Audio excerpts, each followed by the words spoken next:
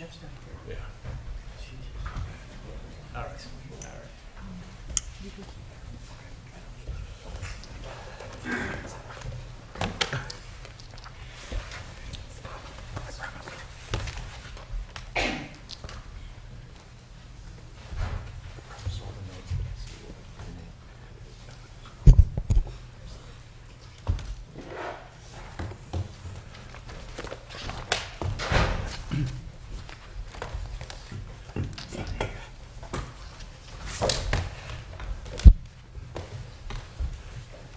Sorry to keep you folks waiting, but we are all here. Welcome to the December 14th, 2011 meeting of the City of Lake Forest Plan Commission. I'm Commissioner Jack Reisenberg, Chairman of the Commission, and at this time I'd like to introduce the other members of the Commission. To my far right, Commissioner Cushman, my far left, Commissioner Karras, and to my immediate left, Commissioner Shaw, and from the City, Ms. Cerniak is here tonight. We don't need to deal with item 2, so we'll go immediately to the request for a special use permit for Northwest Lake Forest Hospital. This is the second in a series planned commission meetings to consider requests from Northwestern Lake Forest Hospital for a special use permit adopting a new hospital campus master plan and establishing development parameters. Do members of the commission have any ex parte contacts or conflicts of interest concerning this matter? No. No. I did want to apologize for holding the public and the commission up. That's okay.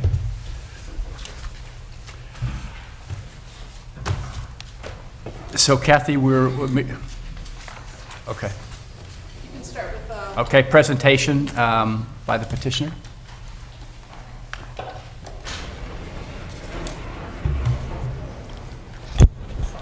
Good evening, Commission. Mr. Chairman, my name is Tom McAfee. I'm the hospital president of Northwestern Lake Forest Hospital. I am joined with members of my team this evening that perhaps maybe they can introduce themselves quickly. Bob? Bob Christie, Vice President of External Affairs, Northwestern Memorial Health. Tim Soft, Senior Vice President of Northwestern Memorial Health. And Carol Giles, Project Manager for Northwestern Memorial Healthcare. Jane Griffin, Vice President Marketing at Northwestern Lake Forest. I think it might be helpful for me to set the stage this evening. Really, it is a wonderful opportunity for us to advance a project that's truly unique. In fact, I would argue it's a once-in-a-lifetime opportunity for us to bring state-of-the-art healthcare to our community and bring clinical excellence to Lake Forest that would be unlike that we could ever hope to achieve as an independent hospital. I would say that in order for that vision to be realized, we need a physical plant that is capable of being responsive to the contemporary needs of medicine. A facility that allows us to retain clinical excellence and recruit and retain the best clinical talent. Once we have that and the right physical environment, we truly believe that Northwestern and its brand and commitment is capable of delivering everything that we would expect for our hospital. You've heard from us in the past that our facilities are beyond their useful life for clinical acute care. You recognize that healthcare is undergoing great change, and like healthcare, the healthcare facilities have to keep up with that change. A few words that come to my mind as we think through this project are foresight, commitment, and logic. I have to say that the foresight is really tied to the legacy trustees of Lake Forest. We've been in this community for over 100 years, in fact 110, and due to the foresight of having the ability to buy and acquire the property that surrounds our asset today, 160 acres is an incredible asset that allows us to develop our facility in a way that insulates its impact largely to our community, and with the access to Route 41, Waukegan, and Deer Path, really allows us to provide convenient access in a controlled fashion that, again, minimizes the impact to our community. But I also think it's important to recognize that the foresight of having a hospital to serve our community has really helped us become differentiated. Having a college and a first-class hospital are truly unique pillars to our community, and as such, we need to make sure that they are positioned for long-term success. Although we've been around for over 100 years, we need to make sure that our hospital is positioned for another 100. Our trustees recognized that the capital commitment in order to build a hospital of this caliber would require the resources of a large institution. Northwestern has stepped up to the plate, and that's where the second word, commitment, comes into place. I can tell you that the Lake Forest Board of Trustees, Lake Forest Hospital, or Northwestern Lake Forest Hospital Board of Trustees, and that of Northwestern Healthcare are completely committed to advancing this project and are willing to back it with all the capital support necessary. And finally, logic. The plan we're advancing tonight makes solid sense. We've worked over 20 months together, both with the City of Lake Forest, and we've also enjoyed a good collaborative relationship with our neighbors as we take their feedback into consideration as we work to plan our facility for the future. The first step in this planning process is one that's been encouraged by the Plan Commission. We've been asked to thoroughly and thoughtfully plan for the long-term and best coordinated use of our 160 acres. Our plan will address those concerns raised to date regarding traffic, stormwater, and neighborhood adjacency, and then the design of the building and process will follow. We're not here tonight, of course, to talk about a building design, but a land use plan. I think it's also important to reflect that we will be using our existing hospital facilities through the year 2017. In the year 2015, we will be beginning the planning process for the reuse of those facilities. Because we have education and research as part of our mission with Northwestern, we want to make sure that we perhaps leverage those areas of our mission in the existing facilities as a potential reuse. So we think that it's a very complementary way to move forward. And finally, I think it's also worth noting property value. Certainly, I think there's a lot of concern that when we invest on this campus, would it impact people's property value? And I think it's also worth noting that with 1,700 employees and 600 physicians, many of which live in around this community, the largest employer in Lake Forest, it's important to recognize that we are a core economic engine for our community, and we want to make sure that we invest adequately to assure its stability and growth. So with that, I'd like to introduce Carol Childs, who is our project manager, and will carry us through the details of the presentation.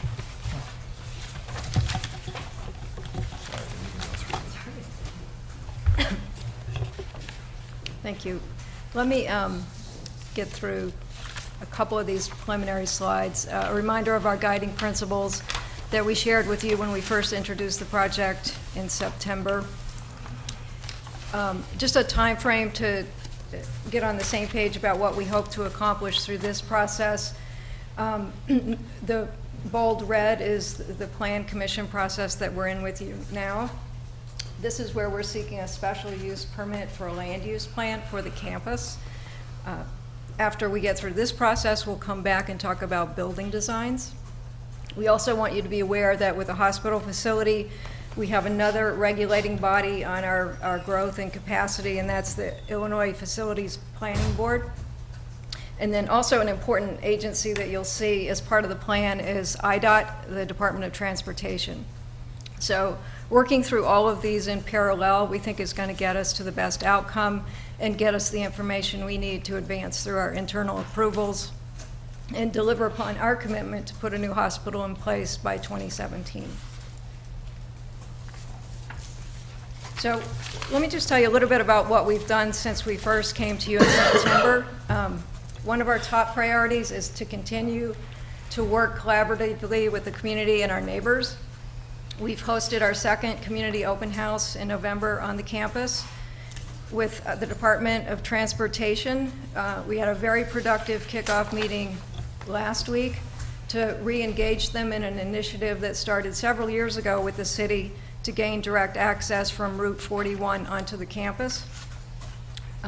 Tonight we also have with us our civil engineering firm, Black Engineering, who's been advancing some stormwater management studies and long-range planning for that infrastructure component.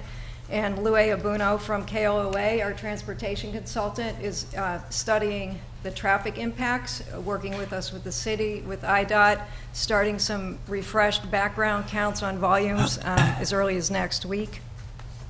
And then we've also been researching best practices around what is a contemporary hospital design, how is that a unique building type and different than any other building type in Lake Forest.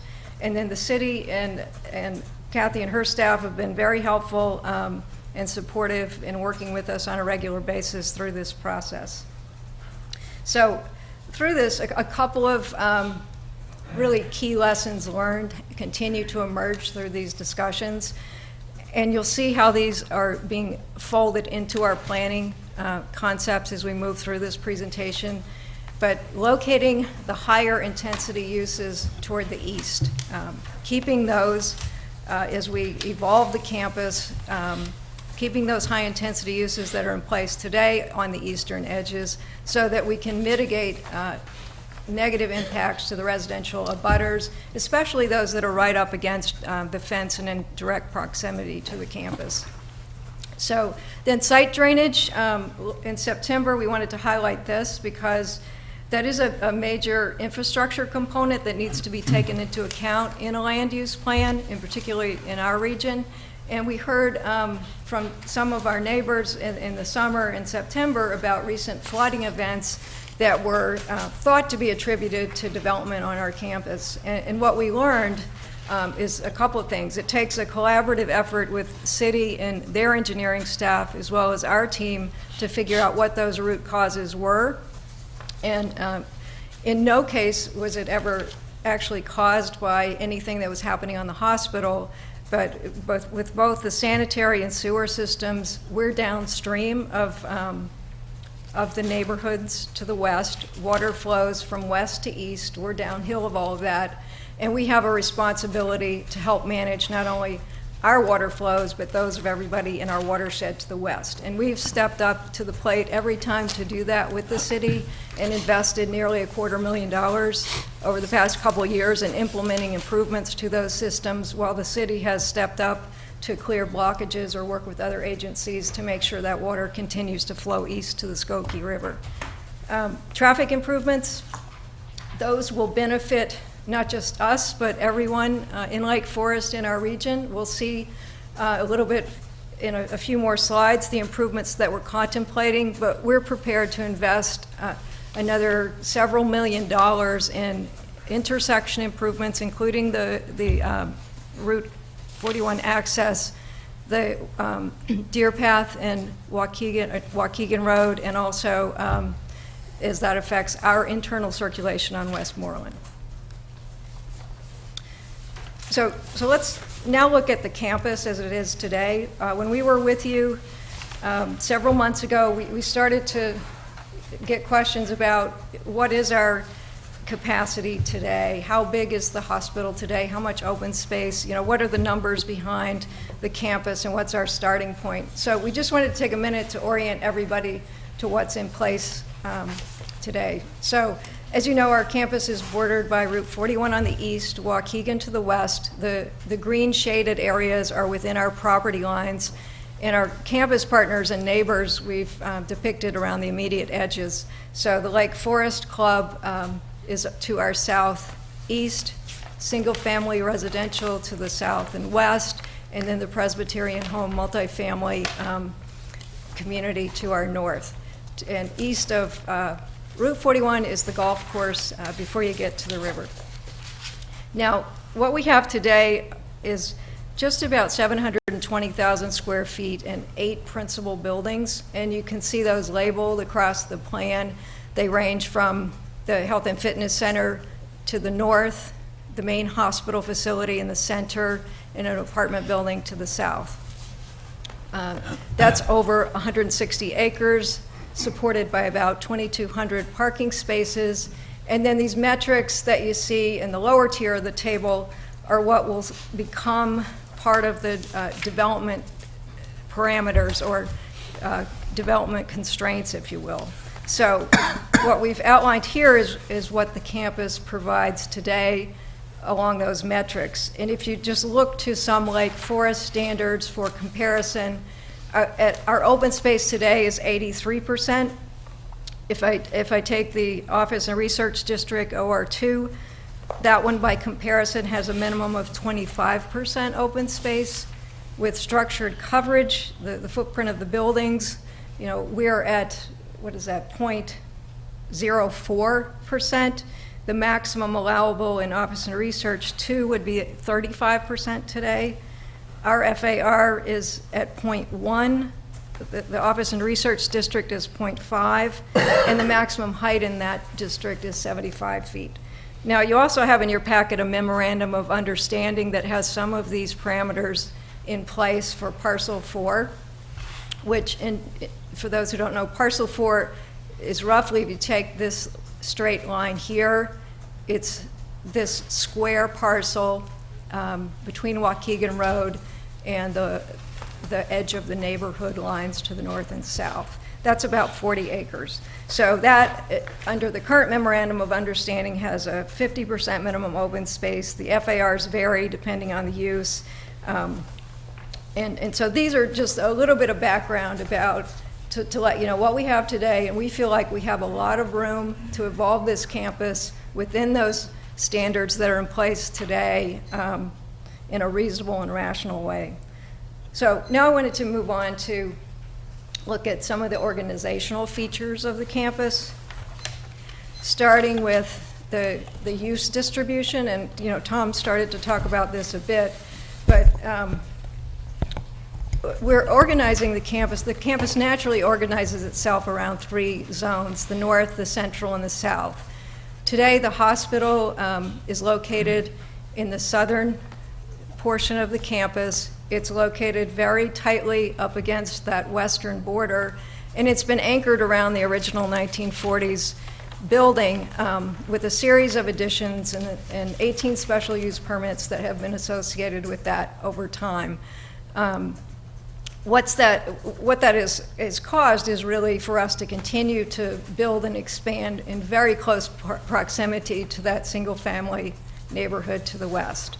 So the key takeaways here are, one, if we pick up and move the hospital to the central region, we start to address those key lessons learned. I mean, that's the most powerful move that we can make. We get away from the neighbors, get plenty of space for circulation around the building for emergency vehicle access, distance from residentials for all kinds of reasons, noise, views, et cetera. What we then do also is free up the southern quadrant in those existing facilities for further study for these other uses. And Tom mentioned education and research, or the shift in focus that we have. We're still essentially a healthcare organization and a hospital on this site, but part of an academic medical center in Northwestern means medical education and research comes with that mission. So we think those lower intensity uses would be ideal candidates for reuse and concentrating themselves on this central, or this lower southern part of the campus. Again, the hospital replacement facility would be in the center, and then the fitness, health, and wellness facilities that we have today would continue up in that northern portion of the campus. So that's one organizational element. Another, again, we've talked about stormwater, but I wanted you to see this diagram, which is really an outline of our watershed, and this goes to really the natural feature of the site is that we are going to continue to inherit the tributary water flows from the west, from the neighborhoods, which do not have stormwater management systems in place. We do. We have the wherewithal to manage that water as well as our own and take responsibility for that going forward as well. So the red portion, just wanted to point out, is managed through the city's underground stormwater sewer. The yellow outline are areas that are managed with surface features. So just take a quick look at the red in the center. One of our strategies here is to take our tributary to the city's stormwater sewer and pull that back and manage it on surface so that we can allow the neighborhoods to benefit more from the city's capacity. So that's roughly the amount of volume, the difference between those two red diagrams, that would be part of our plan as we develop the campus going forward. Site access, a third key organizing element. The red arrows show our only two existing access points for vehicles to the campus. One of our initiatives is to take the existing Deer Path intersection as it is today, signalize it, realign it, improve the traffic flow through that area. The Route 41 direct access, we're contemplating a right-in, right-out. That's what IDOT thinks is the safest and most efficient solution. We think it'll let us get direct access for our emergency vehicles, and as importantly, be able to offload volume on both Deer Path and Waukegan Road. Maybe as much as 15 to 20% of that volume could be kept off of those roads and brought directly into the campus from Route 41. So, we're continuing to study that, and as I said, we're getting some background traffic counts next week to quantify and verify that, and continue to work with IDOT and their engineering team to do this to their standards. So then, taking those organizational concepts, moving those forward into, what does a campus land use plan look like? This is our first draft of that. And what this diagram is showing you is that, we're taking those lessons learned, those natural organizing features of the site, and now looking to apply the development parameters. So what this drawing shows you are really three zones. One would be no build zones. They would be setbacks at residential perimeters, or in the case of this larger one here, it would be an area where the water is today, where water wants to flow. It's the wetlands. The wetlands are concentrated in that area. It would be reserved for the direct access from Route 41, give visibility to a new hospital that could be located in this region. And then again, looking to strike the right balance for setbacks and no build zones around each of the edges that have residential either directly against it or have at least one buffer already in the form of a roadway. The second zone would be a transition from that for a lower intensity development. The buildings we have today are in that zone. I would say those are lower intensity buildings.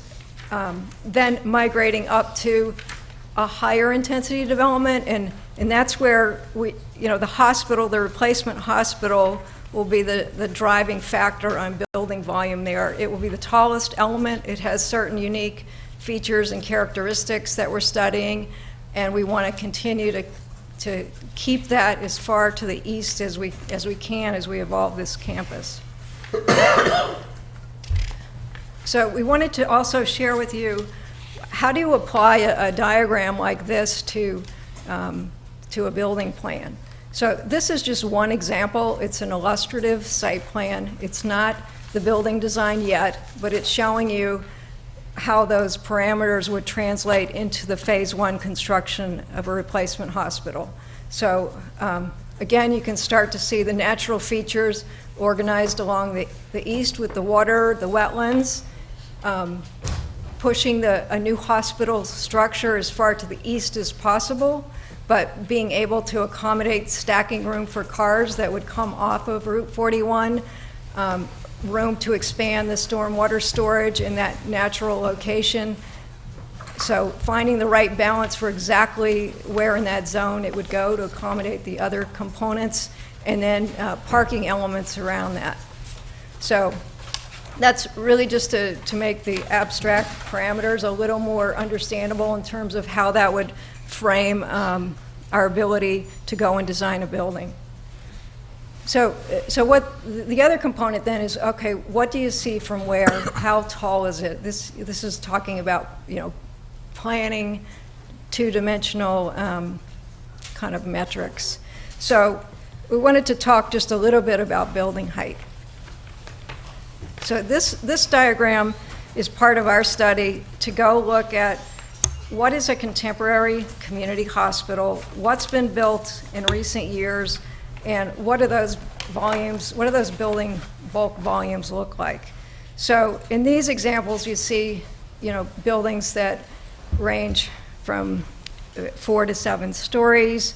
They could be anywhere, from 80, 90, even over 100 feet tall in some examples. And so we wanted to talk just a little bit about what drives that and why is that necessary in a contemporary hospital. So there are really 3 major programmatic components: the mechanicals and materials management, diagnostic and treatment platforms, and patient floors where the patient beds are. So the most efficient way to organize that from an operational point of view is to have a basement for materials management, mechanicals, 2 floors of diagnostic and treatment areas, and that's where your operating rooms or imaging, high intensity of equipment will be. They require higher floor-to-floor heights than a normal office building.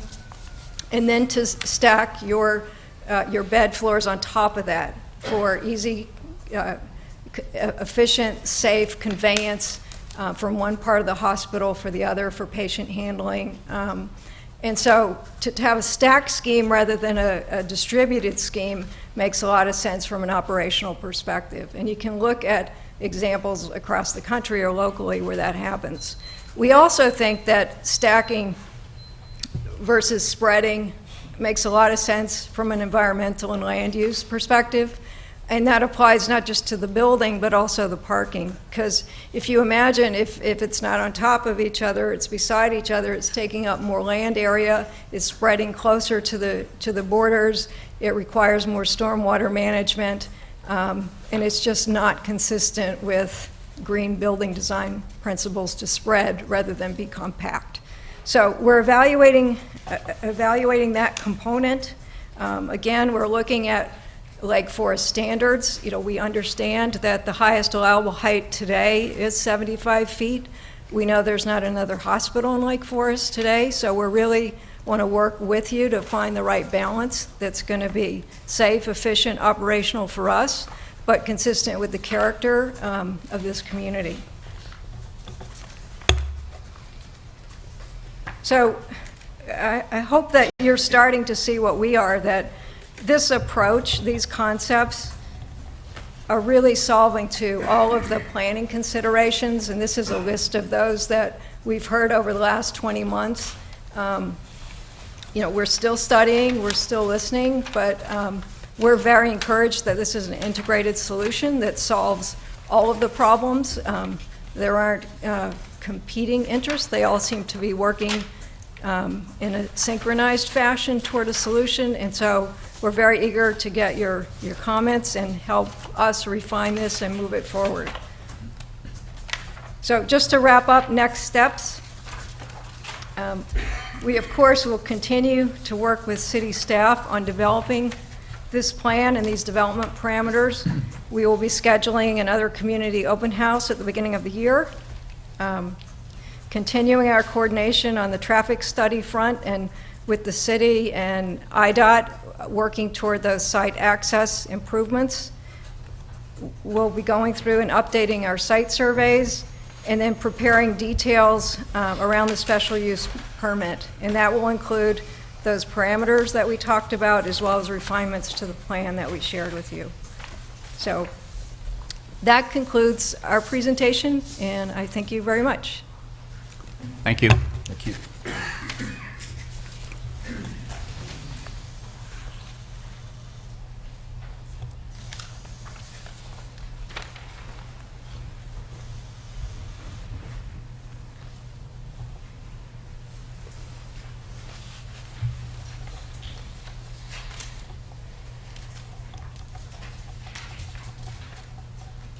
Oh, are you waiting for me? Are we to sit down or stand up? I'm just busy here. Kathy, it's your turn. Thank you, Chairman Reisenberg, members of the commission. I don't have much to add. I just wanted to just talk process a little bit.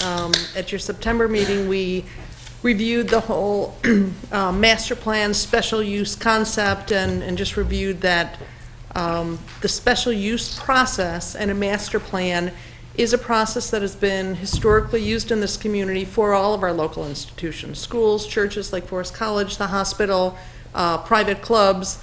So it is a very, it's been found to be a very effective method to allow the institutions to exist on residential property, but the special use process allows the opportunity or forces the opportunity for the community discussion. I think what we are seeing with this process is that unlike at times in the past when a plan simply is submitted and we begin the process after the plan has been submitted, there's really been a lot of work at the front end, and that's part of the reason why even today what you see is still pretty high level. We do know that there are a lot of questions still to be answered. I've talked to several neighbors over the last couple days, and we do know there are a lot of concerns. With the comments from the commission tonight, from members of the public, we will go back and do that further detailing, and I expect that when this matter comes back to you in February, that you will see a plan that is more detailed, that you will begin to see some additional layers that perhaps provide a review of likely circulation routes, both for vehicles, pedestrians, and bicycles through the campus and showing connecting points. Some further definition in setback areas, further definition in uses, as Ms. Childs said, the development parameters. What is the height? What is the square footage? How many additional car trips are we likely to see? How are those going to be spread out between the various access points? So we know we can't answer all the questions today, but I think having this community discussion up front will allow a plan, once it is fully developed, to really be responsive to the various interests that are out there in the community. Again, you are not being asked to take action tonight. Certainly the more direction, the more questions you can raise, the more expectations you can set out. What do you expect to see when this comes back to you in February? That will allow us to better meet your needs when we do come back. There will be additional opportunities for community input with each meeting. We will continue to do mailed public notice, and I will say now, because I'll probably forget, if you aren't on our interested parties list and you don't get a direct mailing, please leave us your name and address at the end of this meeting, and we'll make sure that you do get those mailings directly. Finally, I do want to say that both for this item on the agenda tonight and for the next item, city staff was contacted by Lake Forest Open Lands. Within their organization, they have a very important meeting tonight, so they weren't able to be here. They have a high level of interest in both of these projects, and they're very interested in working with both representatives of the hospital and representatives of Woodlands to talk about open space, to talk about connections, to talk about how there can be some trade-offs. As we see some additional density in some areas, maybe there are some ways that these institutions can help us with some land preservation in other areas. So with that, I would encourage your questions, comments, and suggestions. Okay. Thank you. Questions or requests for clarification from commission to petitioner or staff? Commissioner Cushman, start with you. Just a couple thoughts. You mentioned that this obviously is an initial one-dimensional presentation. Do you plan to have more of a three-dimensional presentation to present in February, March, once building placement is more finalized and you have height issues articulated? Are there plans to incorporate that in the presentation? Yes, we've been discussing that and evaluating the best ways to represent that to you, whether it's physical model or drawings or sections or three-dimensional. So we're in the process of evaluating that. Again, in the context that we won't be putting forward an exact building design, but we understand the importance of understanding what does it look like if it's so many stories from a certain distance. And do you contemplate performing some sightline studies for the benefit of the folks that border the property on the residential side? Yes, we will do that. So, views over the tops of the tree lines, things of that sort, to the edges of the buildings, that kind of thing.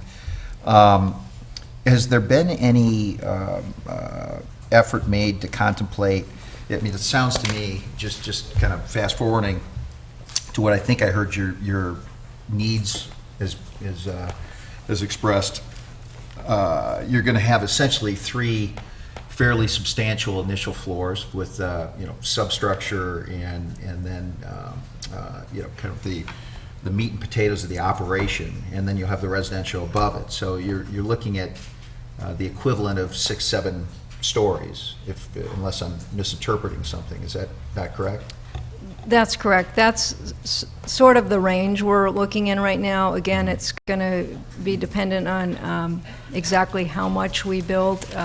We have, of the 720,000 square feet today, just for reference, 360,000 of that is the existing hospital. So we contemplate, rebuilding, replacing at least that much. Maybe not as much as 500,000 square feet, but we're, honing in on that range, and that will dictate floors and footprint. And then I would assume some effort is made to determine whether some significant portion of that structure could actually be subterranean in nature, at least the lower floors? Yes, yeah. Okay. Actually, hospitals love basements. There are all kinds of materials management or infrastructure components that are best suited to a basement or subterranean floor. So we will take advantage of that space as well. Parking structures all contemplated, with the exception of the master plan, to the west of the main structure as proposed. Is that surface? Is that all surface parking? We have not not done a parking count yet, because of course that's tied to the combination of uses and square footage. But what we'd like to be able to discuss with you and our neighbors is having some tiered parking, because our instinct about that is that it's going to be a better use of land to not spread it all out on the surface. And we'll do, that'll cost more for us, but we think that that's probably a better campus environment in the end, and better for stormwater and all of those things. Right. I think it's also a better patient experience.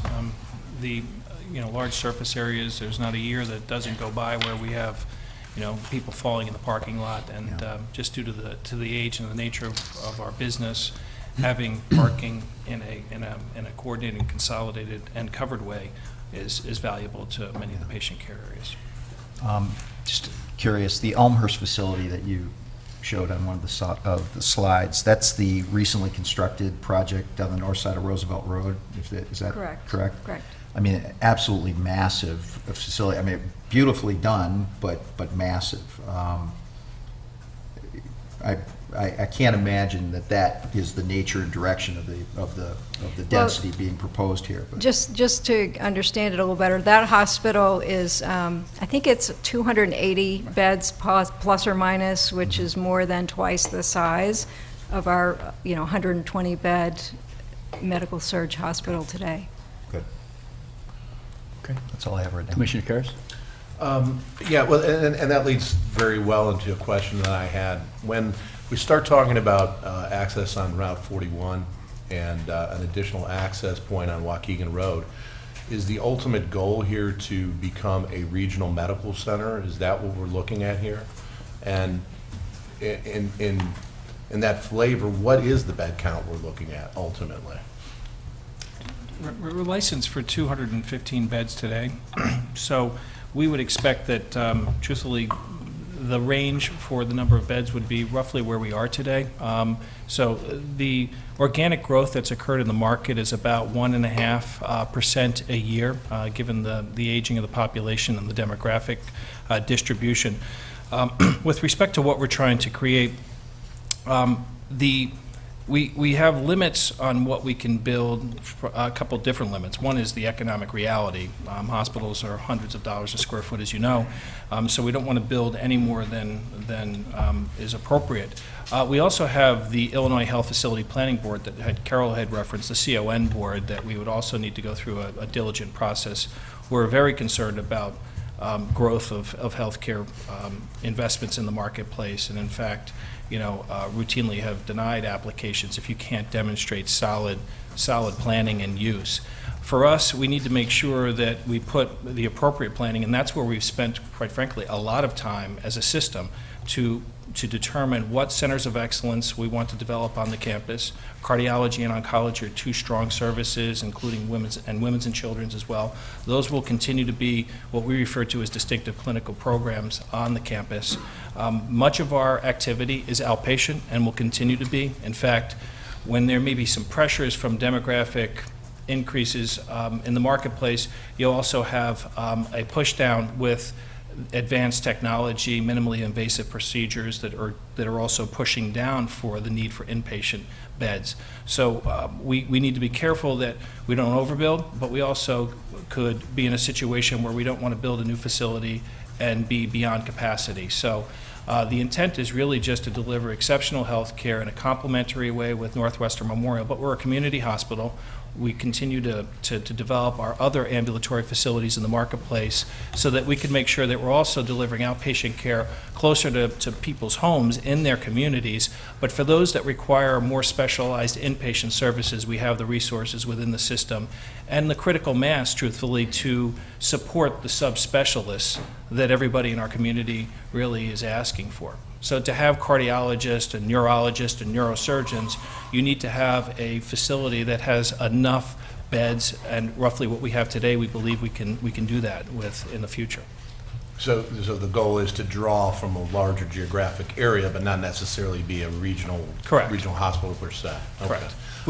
We think that with the right investment on the campus, that'll be a natural byproduct. We already are finding that with the Northwestern brand, that people are interested in coming to our hospital now that hadn't historically looked to Lake Forest for their care. Okay. So as far as the traffic patterns, it sounds like if we're going more towards an outpatient model, traffic will increase at a hospital given the same bed count. That being the case, you know, it's an interesting dynamic because in the last year, for example, we've expanded our Northwestern Grays Lake facility with surgery and enhanced imaging and radiation therapy. So although we would add more coordinated outpatient therapy capability in our facility here, because truthfully that's one areas of big deficit on the current Lake Forest campus, is that it has a inpatient platform that is largely caring for a good portion of our patients are outpatients. So that will be addressed with the new campus, but it doesn't necessarily mean that we're going to have an enormous increase in traffic if we're roughly building a facility that is largely a replacement hospital. okay. So the existing buildings, have you contemplated that yet? I know we're talking about phasing down the road. Right. But that is an area that concerns me as to, you know, what the future phases, what the future contemplation is going to be. Are they going to be scraped and rebuilt, or is it contemplated just reused? I think that we're going to be studying that. In fact, we've identified on our master schedule that we're really going to get into that around 2015. The fact is that we're going to need to use our existing facilities until through 2017. Sure. So to begin to really have active dialogue with our campus partners, Northwestern University, the School of Medicine, we need to be closer in time to where we can really clearly call out what we have. We can say that many of the facilities are in fantastic shape, but what we also know is that many of them are not capable of supporting contemporary health care. So there is, though, however, great reuse potential to support the light research and light use, like educational support for those areas. I see. Additional question I had with regard to, I think it was called lower density versus higher density. What exactly does that mean? Because there's existing buildings within that 300-foot setback that seem to be pretty high. I think the Women's Hospital encroaches upon that. Is that a 53-foot building considered low intensity? Yeah, so the intensity is going to be defined by that combination of parameters. So we think height is a key element to that, but also the amount of open space and parking, structured coverage, all of those would contribute to what we would call a higher or lower intensity development zone. Right, but it's not clearly defined at this point? Yes, it would be the metrics that we put up in our presentation are ones that are common to the Lake Forest zoning code. They're Okay. common to other zoning codes. They go beyond that to, you know, table of uses, parking ratios associated with those.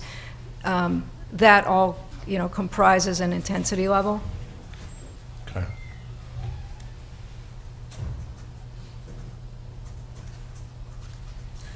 One question as well is, would there be any contemplation of area vac services or anything like that as part of the new hospital? We would maintain our current heliport today, which is used infrequently, I think Right. maybe 15 times a year. Okay. Likely maintain the same type of utilization of that. Thanks. Mr. Shaw? Yeah, I'm interested in exploring further this access to Route 41. What exactly do you envision would be the access point? Do you want me to speak to this? Yeah, we could, or we could ask Louis Abuno, our traffic engineer, because that was on the agenda for our meeting with IDOT. So I think there's a better technical answer that he Okay. could provide. Good evening. Louis Abuna with KLOA. We're the traffic engineers. As Carol indicated, we've had initial discussions with IDOT regarding this issue, and at the current time, the design that we are in discussions with IDOT would be a restricted access drive, right in, right out. So if you're coming from the north on 41, you'd be able to enter, make a right-hand turn movement, and then exiting going to the south will be a right-hand movement, so it'll be a restricted access point to these two movements.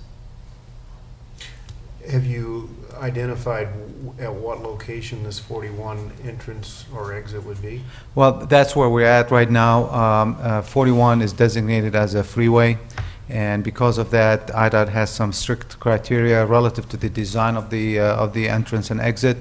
At this point, we're looking at providing a deceleration lane to allow vehicles to slow down and enter the hospital without impacting the traffic on the main line. And IDOT has also asked that we look at providing acceleration lane, which means traffic exiting the hospital will be provided with a separate lane to allow it to accelerate to the prevailing speed on 41, so they're able to merge into the through traffic on 41 without causing that traffic to slow down, similar to a freeway entrance and exit, really. And what we're doing right now is looking at that criteria and in relationship with the exit ramp at Deer Path.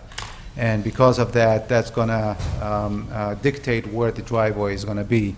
I think in one of the slides it showed potential area for it. We're probably not going to be too far from that. So it's going to be at a location that Not too would far- serve not the too far from Deer from Path? where the slide indicates the location is. If you want to show that.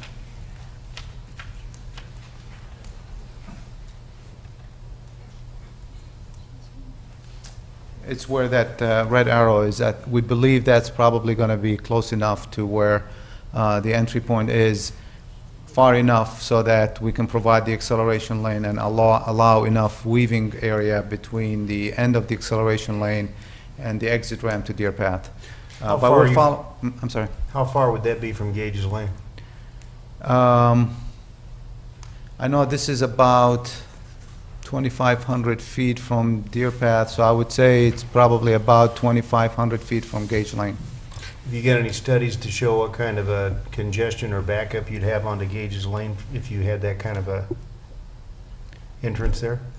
And when you say backup, what do you mean? Well, Gage's Lane is a road that Right. has been of significant concern in the past. Right. Well, with Lake Forest Place expanding over the last several years and the effect that that has on residents on Gage's Lane, to the extent that you're going to have now an entrance into the hospital just south of there on 41, have you done any studies to see what kind of congestion that's going to cause around Gage's Lane for getting in and out of there? Well, and that's a very good point. I mean, that's what we're doing right now. Pursuant to our meeting with IDOT, we have started the traffic study that would look at the traffic patterns in the area, and that is one of the intersections that we are looking at. We are collecting data for the intersection of 41 and Gage Lane. We are collecting data for Route 41 and the exit an entrance point to Deer Path, and then we're going to model all that in relationship with the proposed entrance and exit to the hospital campus. So we will have that data that would address your concern. Have you done any analysis, or you may not be the person to ask, this is to anybody that can answer it. Have you done any kind of analysis to see what kind of congestion might start occurring in that area, given the expansion of Lake Forest Place? When we approved that some time ago, there was concerns about how much development was going to be in that block of land there relative to residents in the area as well as traffic in and out. That would be reflected in the counts that we will be doing. So if there's any increase in traffic as a result of that, we're collecting traffic data in the area along Deer Path and Waukegan and 41 and Gage Lane. So if there is any traffic patterns associated with that, that will be reflected in the traffic counts. If there are additional growth potential, we can incorporate that in the modeling of the traffic in the area as well. Have you got any idea as to what percentage of the campus is currently open space? Yeah, we have 83% today when you take out the building footprints and parking footprints in the Westmoreland Road. We're at 83% open space. Why do you take out those footprints? Well, that's the way, at least I understand it, it's defined in the zoning code. Okay, and what do you anticipate the percentage will be if you realize the total expansion of what you have in mind? That's something that we're going to be studying, that we are studying now in terms of, we really need to balance a number of things, not just open space, but also what's the maximum square footage and mix of uses that we would contemplate on campus that would not stretch or distress the infrastructure, in particular the traffic. So, what we would like to do is strike a balance with you that would give us flexibility and evolve over time, but put some constraints in place that are reasonable and consistent with Lake Forest standards and this particular site that would give the community predictability and controls over that. So we're in that process of trying to strike that balance. Have you had any discussions with Lake Forest Place as to how this might impact on their development? I have in the past. In fact, I do have a meeting planned with the executive director shortly, but we've had a fantastic relationship. We view each other as partners. It's very much a complementary relationship, and they've been very supportive to date. Okay, thank you. Couple questions. Present employee count versus future. Future was 1,700. Is that what you said? Yeah, 1,700 is full-time, for our northern organization. So, truthfully, we haven't forecasted what that would be until we've really gone through and determined size. I mean, we want to make sure that that's tightly controlled. It represents 60% of our, 50 to 60% of our operating expenses are tied to benefits. Our normal ratio is around, 4 to 5 employees per patient bed. But again, it depends on the mix of clinical service, and that'll be determined over the coming months. What's the employee count right now? It's somewhere in the range of I believe it's around 1,600 to 1,700. Some of it depends on casual. Right now? Yes, today. Oh. But again, it depends on, we have health and fitness centers, we have Grays Lake, that's in aggregate. No, I mean employee Yeah, count. I don't have the exact count. It's roughly 1,000 FTEs tied to straight to Lake Forest. Okay. Your estimate is 1,000? Yes, Is that what in you that said? range. Okay. Right. It's the- complicated because we have casual, full-time, part-time employees, so the actual full-time equivalent is roughly 1,000 at Lake okay. Forest. Height of existing facilities versus height of perceived height of proposed facilities? Let's see, is that it? Yeah, so Did I the miss bottom that? line in that graph references the building height of our existing women's center, which is roughly 53, 54 feet, and with 4 Is that the stories. tallest structure? That's the tallest structure. Tall structure? Yeah, I think a Okay. couple of reference points on our campus. relative to that is 55. We have 100 and, what's the? 140-foot communication tower, just for reference, on the northern section of our Mm-hmm. campus. And, well, we'd also looked at, tall landmarks. The water tower, for instance, just to give you kind of a visual, is 163 feet tall. So, we're thinking of structures half of that height for the replacement hospital. Right, for the max section of Right, the replacement right. hospital. That's So a again, good- that wouldn't be How tall is the suggested water height. tower? 140 some? 160 What water tower? Yeah, 163 feet is the water tower height. So, and Tom makes a great point. When we talk about a building height, it's a stacked diagram, so the smaller components, the stacked bed floors, would be a portion of an overall footprint. It wouldn't be a box like on the diagram, to the full height. It would be a stepped profile. Kathy, for you,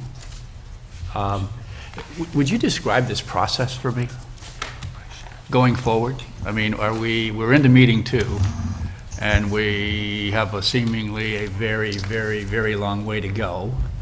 How many meetings leading to what over what period of time? Well, again, I think that the Plan Commission is involved in this process earlier than you have been in some of the past master plans that you've reviewed. Often there's a master plan.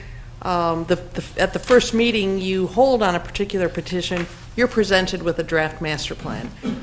In our early discussions with the hospital, given the magnitude of this project and the interest of the hospital in really working with the community and getting early input, you've really been brought in at the front end of this process. So the September meeting was really an opportunity for you to meet the hospital team, understand that this project was moving forward. Tonight, this really is your opening public hearing on the master plan. You don't have a draft master plan in front of you, but I think with the base work that's been done, with the comments tonight, I think between now and your February meeting, this process is going to move quite rapidly toward putting meat on the bones. At the February meeting, I would expect, and I haven't talked this through with the project team yet, but I would expect you would have a pretty substantial draft master plan in front of you that answers many of these questions, that really starts to flesh out all of the concepts that you hear tonight. So I think you will, in February, be in a position where you can have a very full, detailed public hearing talking about the specifics. I recognize that you will likely have questions as a result of that. Normally, at that point in the process, we would hear your questions, work with the project team to refine the master plan, and we would perhaps bring that back to you in March, and at that time, you may be ready to take action. Between now and then, we may offer plan commissioners tours of the site, as we often do, as we often have done. We may be able to work with the hospital staff to have some stakes put out there, so everyone can really get a sense when we talk about a setback area of X, what does that really feel like on the site? How does that relate to the neighboring homes? We may be able to do some illustrations of building heights. We've done that kind of exercise before. So I think there's been a whole lot of work done up to this point. I realize that what's in front of you is still pretty high level, but it's really coming together very quickly. And a number of the technical studies are just about to be finished up. So I think between now and February, you're going to see a lot of detail come together. So I think that it is reasonable to expect the Plan Commission to be in a position to consider action on this in the early spring. Okay. Then approval of the master plan triggers the adoption of the special use permit? What the special use permit actually does would be adopt the master plan. That master plan is going to identify the uses, is going to establish the development parameters, and going forward, so long as what is proposed is consistent with that master plan, then as development occurs, the projects would not need to come back before the Plan Commission. We would certainly go through the Building Review Board. On projects like this, it may be, the approach we may use is to go to the Building Review Board and establish some overall design guidelines, materials and heights and architectural details, and then as various buildings or various sections of the construction are built out, we may just follow those guidelines. It is not, once a master plan is approved, it obviously is not set in stone. The Plan Commission and the City Council do a very good job of providing clear rationale of why decisions were made, but it would not be unusual then to see an amendment to the master plan or a further refinement to the master plan come back after 2017 or as more is known about what will happen on the existing campus. Maybe what is planned there will be wholly consistent with what we envision today and the plan that you adopt in the coming months, but maybe as things develop, there might be some slight shifts. But those amendments that come back, I would see as being much smaller in scope. There may be pieces that need to be tweaked if as the project builds out, there are some shifts in thinking. But you will have a document in front of you that establishes certainty not only for the hospital, but for the community, for the immediate neighbors, as to what will happen over the longer term on that hospital campus. Okay. Shovel goes in the ground. What's your goal? We have the schedule in order for us to achieve the 2017 target, and that is 7 years following the consummation of the merger. We'd actually, and that was viewed as not the preferred date, but given the complexity of this, was a reasonable target to establish. We'd like to be able to bring on the project earlier if possible, because it's important. We actually are out of space on the campus today and want to be able to move forward diligently. So the intent would be, once we have a solid land use plan, then we would be able and feel comfortable to engage the architectural firm to begin design. The design would probably take 1.5 to 2 years to complete, and then we would commence construction. That would roughly take 3 years to complete. If we could bring on components earlier than that, we'd prefer to do that. Right. First shovel in the ground is, what was that? So that would be 2014, early 2014. Okay. Kathy, a final question. What's the open lands implication? Open Lands is really interested in being part of this discussion and, as I said, discussions with BARA. I think there's an understanding that as we create more density of development in certain parts of our community, that may put some pressure on other areas for further development, and maybe there's a balance there that open lands can be helpful as part of the discussion. So I think they want to come to the table and offer assistance and support to the community as they have done historically. Okay, good. Anything else? Public testimony?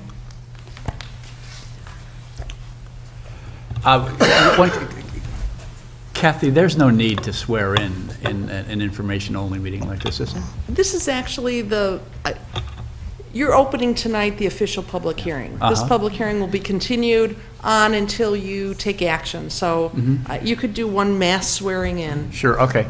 Anybody who believes they're going to be speaking on this issue, would you please stand?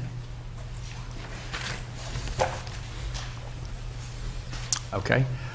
Do you solemnly declare and affirm that the testimony you are about to give or have previously given is true and correct to the best of your knowledge? Thank you. And Chairman Reisenberg, just for the record, you did receive a number of letters in your packet, so I just wanted to say. Exactly. Whomever. Yep, sure can. Oh, please state your name and, no, when you, no, I would prefer probably over at the podium over there. Is that okay? Name and address? Yes, my name is, my name is Adrian Smith. I'm an architect and I live in Lake Forest, and I've lived on 1100 West Summerfield Drive for the last 24 years. And I'm an abutting owner, or across the street from Waukegan Road owner. And I currently have a house that's on 4.5 acres there. Okay. This development on the 40-acre parcel does directly affect my property, in that it is open to view from my front door and from my front veranda. And currently, I can actually see the parking lot lights that are in the section directly to the east of that parcel. So even those have an impact on me. The traffic on Waukegan Road also has a pretty strong impact, because I have given a 1.5 acre easement, visual easement, to open lands that abuts Waukegan Road and is in between Waukegan Road and my house. And that open space easement is to open the view to our house from Waukegan Road. So in terms of what I will see in the of the hospital in the future is going to have a major impact to our property. I'm particularly concerned about the discussion about height, given the discussion about possibly 6 or 7 floors and up to 100 feet, plus mechanical penthouse, which could be another 15 to 20 feet. So you could conceivably see a building here of 120 feet tall, which would be more than twice the tallest structure on the current campus. The tallest structure that appears to be in the campus, and I don't know if it is or not, but the Presbyterian Homes structure, I think it's the Alzheimer's wing, is 3 stories plus a fairly significant pitched roof element. But I would think that that building is no higher than 55 feet or so. And it reads as a pretty massive project, a pretty massive building in Lake Forest. And if we're talking about a bar-type structure of the nature that you showed on one of the previous drawings, that bar was close to the same overall length as the Alzheimer's wing. And if that were at 110 feet, sorry, it would have a significant impact to most of the residents to the west, most of the residents to the north, and a good number of residents to the south. So I would urge Northwestern Hospital to look at a variety of options and see what they can do to reduce the height down to 4 to 5 levels maximum, and be much more fitting within the context of the surroundings that currently exist and that have been in the recent building programs of the Presbyterian Homes. There is a lot of land there. We are being talked about, I think you presented this as phase 1. Is there another phase of a similar size building that could be located to the west of phase 1 in the future? We don't know, and I would urge the master plan to be a comprehensive and complete master plan dealing with all 110 acres in the future. The impact of currently we have 2,298 spaces, is that correct? So if we're going to add another 200 or 250 rooms, that would bring the count up to another 1,000 cars. Is that correct? I don't know if we're talking about additional 1,000 cars. Please don't question them. You could just make your comments to the Okay. to the commissioners. Thank you. I did write comments in, so I thought I did have the right to ask. Yeah. But it's unclear to me after hearing the testimony whether we're talking about 3,200 cars or more on this site. I think that the traffic analysis should also take into consideration the intersection of Deer Path and Route 41. Right now, that is a congested entry point into Lake Forest. And for all traffic coming from the south, they would continue to have to use that, either that entrance point or the entrance point on 60, and resulting traffic on Waukegan Road, which would further impact Waukegan Road's traffic. So I think that's... Could I ask you to wrap up in just in another minute, please? Yes. Thank you. So my concern is height, my concern is traffic, and my concern is thirdly, the impact of the parking garage. Is that 3, 4, 5 stories? And what do we see from our front door? Thank you. Thank you. If everyone could, we've got quite a bit of public testimony here. If you could confine yourself to 5 minutes, it would be much appreciated. Yes, sir. Good evening, Commissioners. I'd like to thank you for giving me the opportunity to speak. My name is Forrest Whitaker. I'm a resident of Lake Forest for most of the last 30 years. I've also been associated with Lake Forest Hospital and Northwestern Hospital for the last 10 years. Presently, I sit on the Northwestern Memorial Healthcare Board, and I was chairman of Lake Forest Hospital's board as we negotiated our affiliation with Northwestern. My wife and I incidentally live just west of the campus in Middle Fork Farms. During my tenure with the hospital, I heard time and again from neighbors and associates that they really wanted a hospital that would be here in town, that would be here for the long term. They wanted a contemporary facility that was capable of continuously providing the best in clinical outcomes. And as I've learned in my associations with other folks in town, I believe that those views are consistent with the rest of the community. We deliberated a long time before we made our decision to affiliate with Northwestern, first and foremost because we were looking to preserve our hospital in our community. We wanted to have a full-service capability to meet the healthcare community needs of our citizens here in Lake Forest.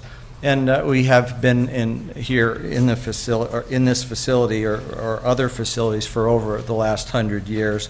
We take those responsibilities very seriously. We knew we had to find the right partner in order to continue serving the city's healthcare needs into the future. So moving forward, it's important that we give our physicians, associates, our nursing staff the tools they need in order to do their jobs. Again, it's for the purpose of serving our community.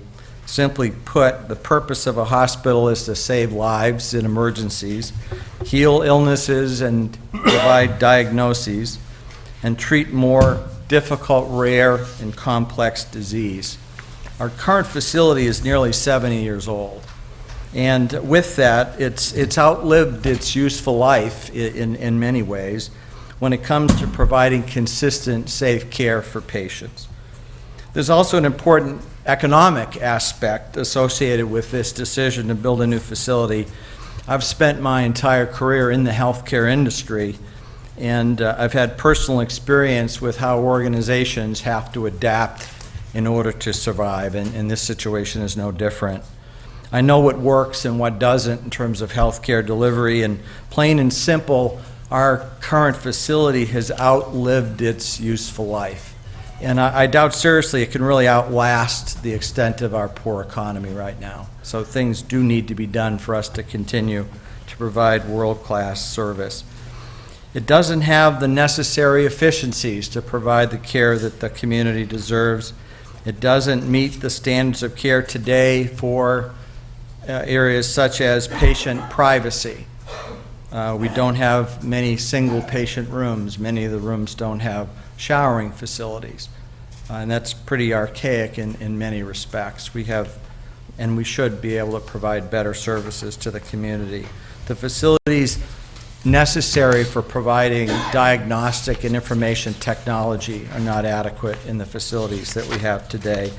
And the space that we have allocated for operating rooms are nearly not sufficient for the complexity of the equipment that's needed to provide state-of-the-art surgery. And there's also an issue of scale for any healthcare institution. Without the size and sophistication required for a modern facility, you can't treat enough patients, or you can't bring enough physicians or attract enough physicians to keep the hospital viable over the long term. Well, we've solved a lot of that with our association with Northwestern and with the fact that we've got an outstanding medical staff. But we want to preserve that because of the service it provides to our community.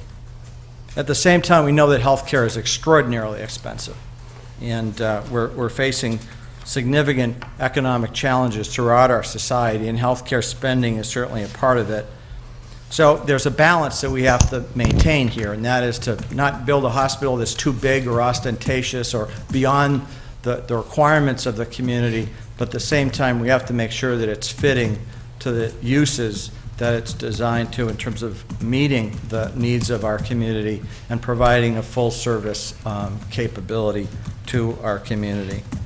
We're committed to building a really fine facility or set of facilities that we'll all be proud of when we complete the project in 5 or 6 years.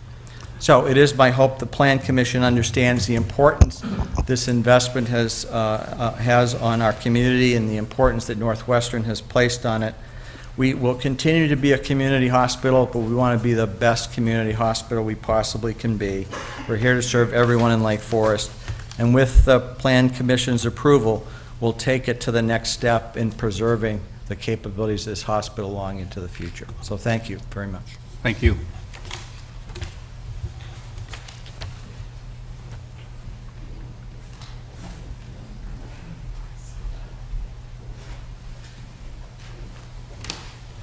Good evening. I'm Terry Swarthout. I live at 819 Summit Avenue in Lake Forest. For more than 4 decades, I have volunteered at Northwestern Lake Forest Hospital, raising money, escorting patients and families through our buildings, spending every Thursday at Westmoreland Nursing Home with the patients and assisting with religious services and saying the rosary with the residents. My son Tom served as chairman of the Lake Forest Hospital Board, and my daughter-in-law volunteers on the women's board of the hospital. My passion for the city of Lake Forest also runs deep. I raised my 4 children here, and I'm happy to say that my children chose to raise their children here as well. As some of you also might know, my husband James Swarthout is a former mayor of Lake Forest, and our son Tom is a former alderman of Lake Forest. Our family doesn't just love this city, it's part of who we are. In the same way that this town is a part of my family's identity, Northwestern Lake Forest Hospital is a part of this city's identity. This hospital has always been here for all of us, just like the schools, the library, and our parks. But the hospital is old. We've done all the updating we can, but it's time for a new building. Our patients need more privacy, insisting on a private room. Our doctors need more space for their equipment. And we need the hospital to be safe and have the latest medical treatments available for our families.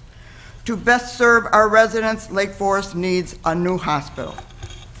Northwestern Lake Forest Hospital is offering to give us a brand new state-of-the-art facility that maintains the standards that are characteristic of Lake Forest. The way I see it, the only risk we could take as a community would be to prevent this modernization that would be beneficial to all of us. I am asking you to support this campus upgrade, a rejuvenation, because I love this hospital and this city. For more than a century, the hospital has provided exceptional care for 4 generations of my family. Actually, now 5 generations, now that my 3 great-grandchildren have been born at Lake Forest Hospital, and countless residents of Lake Forest. Please give Northwestern Lake Forest Hospital the support it needs to keep up with changing demands of health care and provide cutting-edge care for my grandchildren's children and yours, too. Thank you. Thank you. Yes, sir.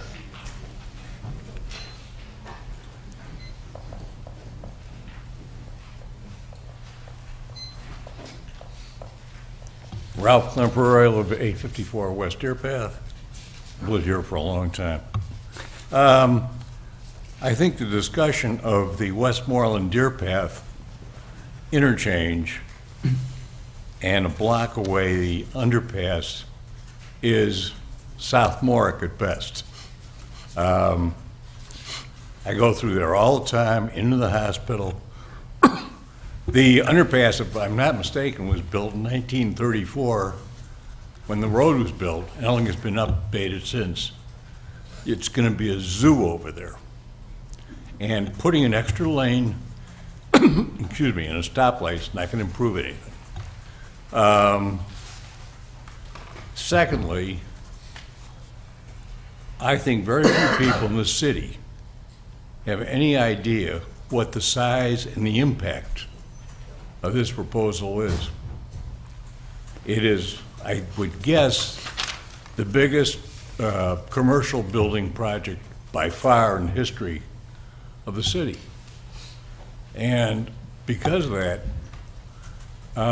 some of these things like 75-foot buildings or higher, I just have to be, I take a very negative view unless there's some big modifications.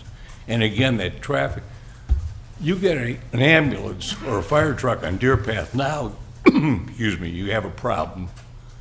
It'll be 3 times as bad the way this is set up. Thank you. Thank you. Yes, sir.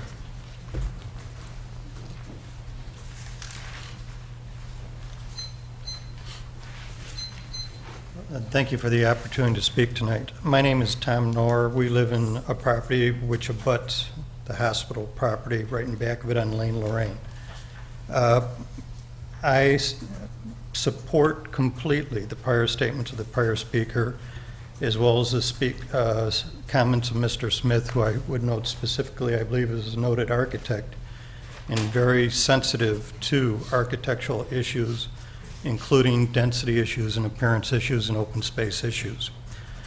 I would also like to point out the fact that the consideration here relates to the issue whether or not the hospital has satisfied the criteria for a special use permit for this hospital master plan. For many different reasons, they have not. But the one I'll state specifically is that the special use will be injurious to the use and enjoyment of the property in the immediate vicinity for the purposes already permitted and will substantially diminish and impair property values within the neighborhood. We live on Lane Lorraine. We've had meetings with 5 neighbors in the last 2 to 3 days subsequent to receiving notice. Just for the record, and I don't want to embarrass anybody, but we had a meeting with the hospital, and I asked somebody from the hospital this evening about the number of floors that was planned, as well as the height. We were given answers that indicated they did not know. Thanks to your questioning, we do know now. And I'm quite frankly appalled that I was not given a straight answer earlier. To kind of compare the size of this building, you would have to drive over to where Abbott is located off of 294, which is approximately a 5-story building, and conceptualize putting the Abbott building on this property. The history of this property is very important where they're building at as well, because this 40-acre parcel was only purchased by the hospital a little bit over 10 years ago. The gentleman who wanted to develop it previously was turned down by the city, and the stated reason because his proposal would have provided too much density of usage of the property. You know, we're backing up to the hospital. They say they're doing a favor by moving certain operations over to higher development areas. But subsequent to that, what they're going to do is they're going to build buildings right up against our property. So instead of creating noise for the people down below, they'll create the noise right around us. The comments about the high-intensity use, I think, is a threshold question related to this development, because this is fundamentally a residential area. On the city website, it's zone R3, which is the exact same zoning of our neighborhood residences. We did an addition on our house in 2004. We were guided by the Community Development Department. We were specifically instructed to be very cautious that we did not violate elevations for the neighborhood and that we aesthetically created an addition which was compatible with existing home structures. We went out of our way, we spent extra money, we did not violate, I think it's about 29 feet that's allowed for residential heights, and now we're being told we can potentially look at a 120-foot building in back of us. The number of issues that are open, I can't even begin to go through. The building height obviously is a threshold issue, and the intensity of development. The maps which are shown show that there is an intent to build a higher intensity of development throughout the property in the future. So that when you consider density of development, when you consider open space, what you also have to consider is the fact that this is not a renovation. This is a massive expansion. And as was said before, a natural outgrowth of this will create a regional hospital. What will happen? There will be an access road off of 41. It will draw patients from Waukegan and North Chicago. They will ingress off of 41 into the hospital. Where will they egress? They'll either have to drive through the hospital to Waukegan Road, create a lot of congestion, or get out by Deer Path. God help me if I ever go near Deer Path again, if that occurs. But basically, long and short of it is, it's going to be a nightmare. Additionally, on our property, people can stand on their property and see right into our back windows. The shrubbery that exists there is deciduous. There is no buffer zone. There's no visual protection. There's no security. If we have people from outside the community coming to a regional hospital, what is going to happen? We're going to have potential issues related to crime and other issues. Again, I'm sorry that I didn't get to more issues, but that gives you kind of an overview. I'll try to provide a written statement prior to the next meeting to more fully inform you. Thank you. Thank you.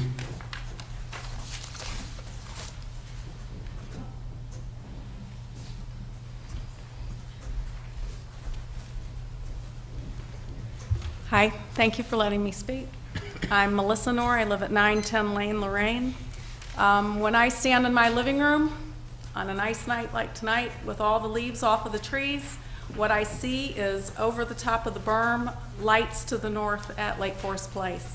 If I turn and look east through my other windows, I see all of the lights that have proliferated the parking lots that have been built on the hospital property. And what we've noticed over time is that those lights have continued to increase.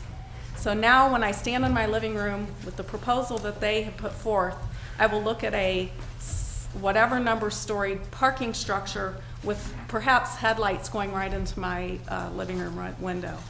When the parking lot was put in, all of the dirt that was excavated was loaded along the border of the what I call the conservancy area, which right now they're saying would be a no-build zone. That berm, standing in my living room during the daytime, I can see right over it and see the cornfield. It does not provide any visual barrier between us and what they're proposing to build.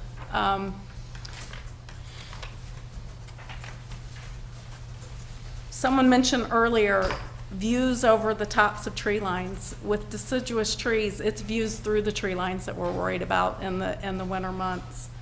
In terms of, we've already addressed a lot of the issues with 41. One of the concerns we also have is when they removed a little bit of greenery to open up the view to the hospital off of Route 41, we noticed a considerable uptick in terms of the traffic noise that we hear at our home. If we start opening that up even further, it's amazing what a few trees will do to provide a buffer for sound. So we would expect that we would hear even more traffic noise. And as vehicles have to slow down, I know when people veer into a right lane, they often slow down long before they veer. With the truck traffic that we have on that road, we're going to hear a lot more deceleration and engine braking noise beyond what we already hear with the stoplight that is at Route 60. We are also concerned about the fact that we will be having much more paved land. Right now, that cornfield absorbs quite a bit of water. What's going to happen when we lose all of that open space for water absorption? A lot of the other comments I was going to make have already been addressed. I completely agree with Mr. Smith in terms of the fact that we would like to see a complete master plan. It's difficult to imagine that anyone can take a position on this plan without understanding the entire scope of the plan and future use of all phases of the property. Thank you. Thank you.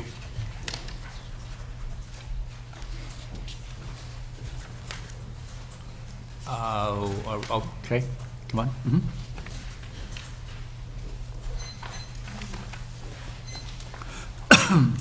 Thank you. I am Joanna Rolick. I'm the Executive Director of the Chamber of Commerce, and I am also a 31-year resident of the area and have raised 3 children. And unfortunately, every single one of us has utilized the services at one point or another of the hospital. All the points that have been made thus far are very well taken. Everything from Mr. Smith and Mrs. Swarthout and Mr. Whitaker and the neighbors. All of these things are definitely aspects that need to be considered going forward. And this is just an age-old question of individual rights, and obviously they're very, very valid, and also the greater good. And I wanted to bring to the meeting just a few points that we need to consider from our perspective. With regards to the Chamber of Commerce, one of the things that we look at is economic impact, and also the impact on the community as a whole, quality of life, and also the fact that we need to have state-of-the-art services. We need to be able to maintain that. We need to be able to support that going forward in order to be competitive in the medical delivery field. That's number one.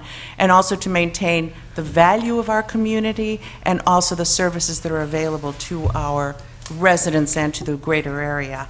These questions, these things need to be addressed. There is no question. There were wonderful points brought up about traffic and impact. But in addition to this, and balance of the physical impact and that of the environment and surroundings is paramount in consideration. But I wanted to bring just some points of economic impact and the value of what you're going to be looking at here.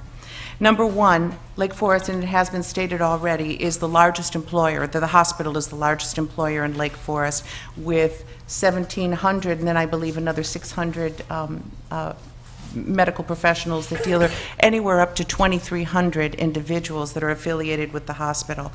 In addition to being within our community and providing the service, they also support our local economy with patronage of local restaurants and retailers, and that is something that we obviously want to see continue.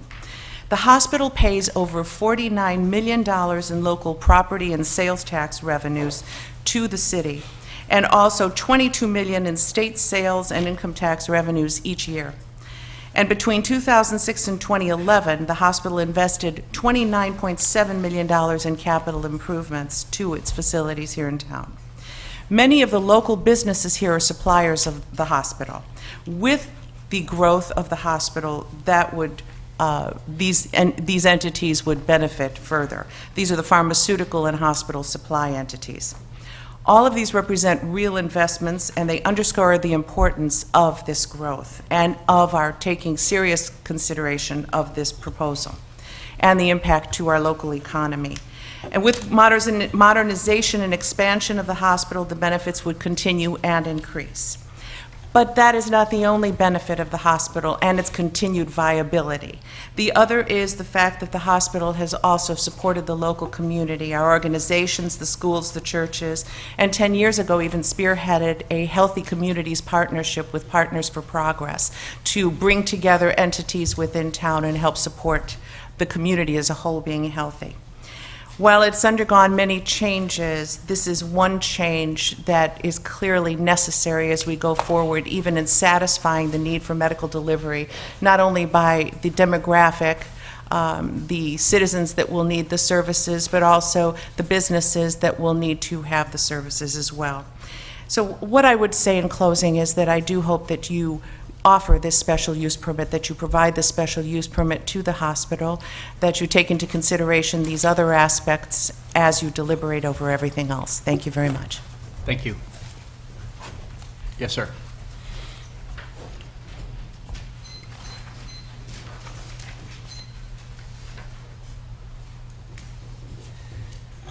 Good evening. Thank you for the opportunity to speak. My name is Ray Lohman. I'm a retired electrical engineer, and I'm presently a deacon at St. Patrick Church. At the hospital, I've performed prayer services at Westmoreland, also served communion there, and I've been a patient there pretty often. I'm here with my wife, Joyce. We live at 300 Chiltern Drive, which is just south of the south entrance of the hospital. If you go out of the south entrance and keep going south, go down to Chiltern. That street is a small residential street with no sidewalks. The families around us have small children. Our only concern is that the installation of a stoplight at that location could cause Chiltern to become a shortcut between Route 60 and Deer Path Road, an alternate to Waukegan Road or Route 41. And we would ask you to consider providing some kind of a barrier or buffer at the north end of Chiltern so that people wouldn't consider that to be a shortcut. There's other ways to access the street. There's several side streets. It would just mean that the stoplight out of the hospital would be an access to Deer Path Road and not necessarily to Route 60 as you come south out of the hospital. But I wanted to make it clear that when we found out that Northwestern Hospital was going to be in our town, we were very excited about it. And we're excited about what they're doing and the prospect of a new hospital. And we look forward to this. And we just wanted you to consider the one point. Thank you very much. Thank you.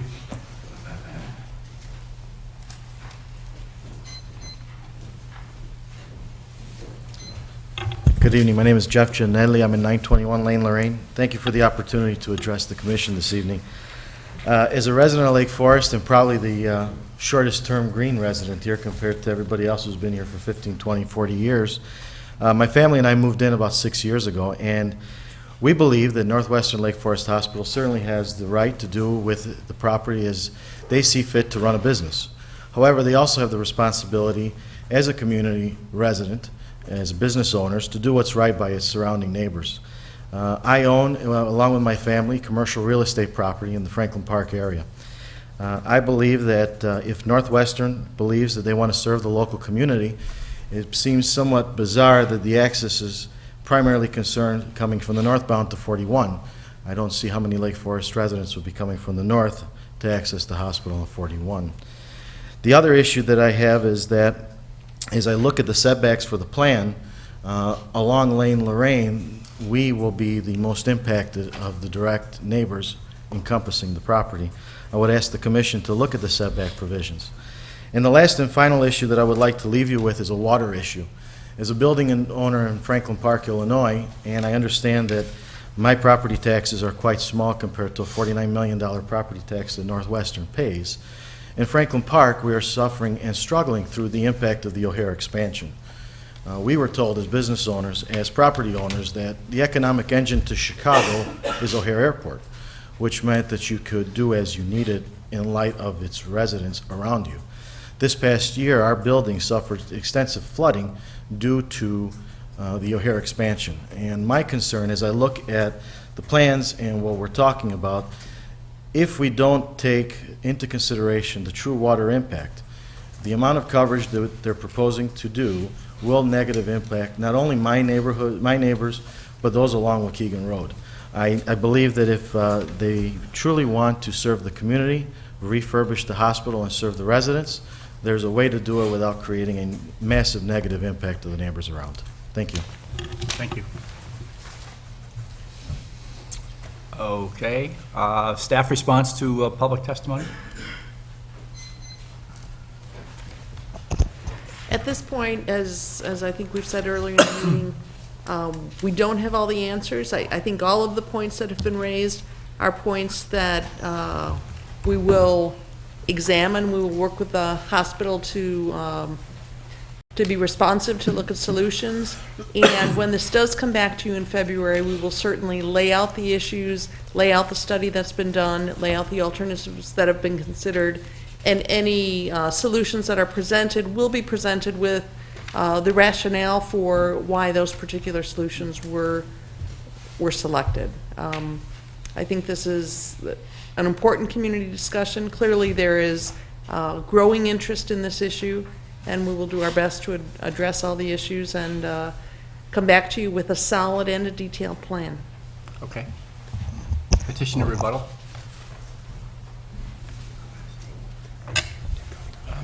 I'd just like to thank everyone in this room, quite frankly, including, of course, the commissioners, for your time and your attention. We've learned a lot tonight through some of the comments. I think you've had an opportunity to hear also a variety of angles of support for our institution.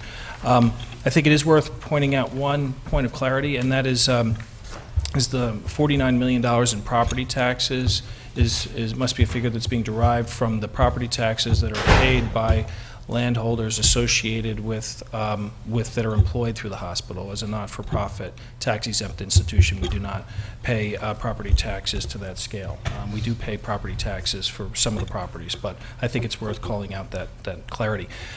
We are on a deliberate process moving forward. I believe that we've made good progress. We've been working on this plan for 20 months.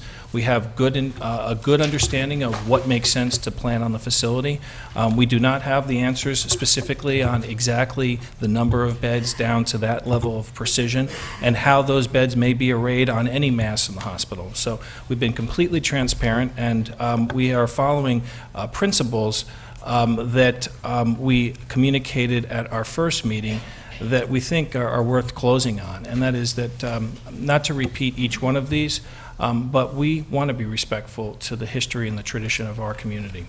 Many of us live here, and we recognize that what makes Lake Forest special is something that we shouldn't try to disrupt with our vision.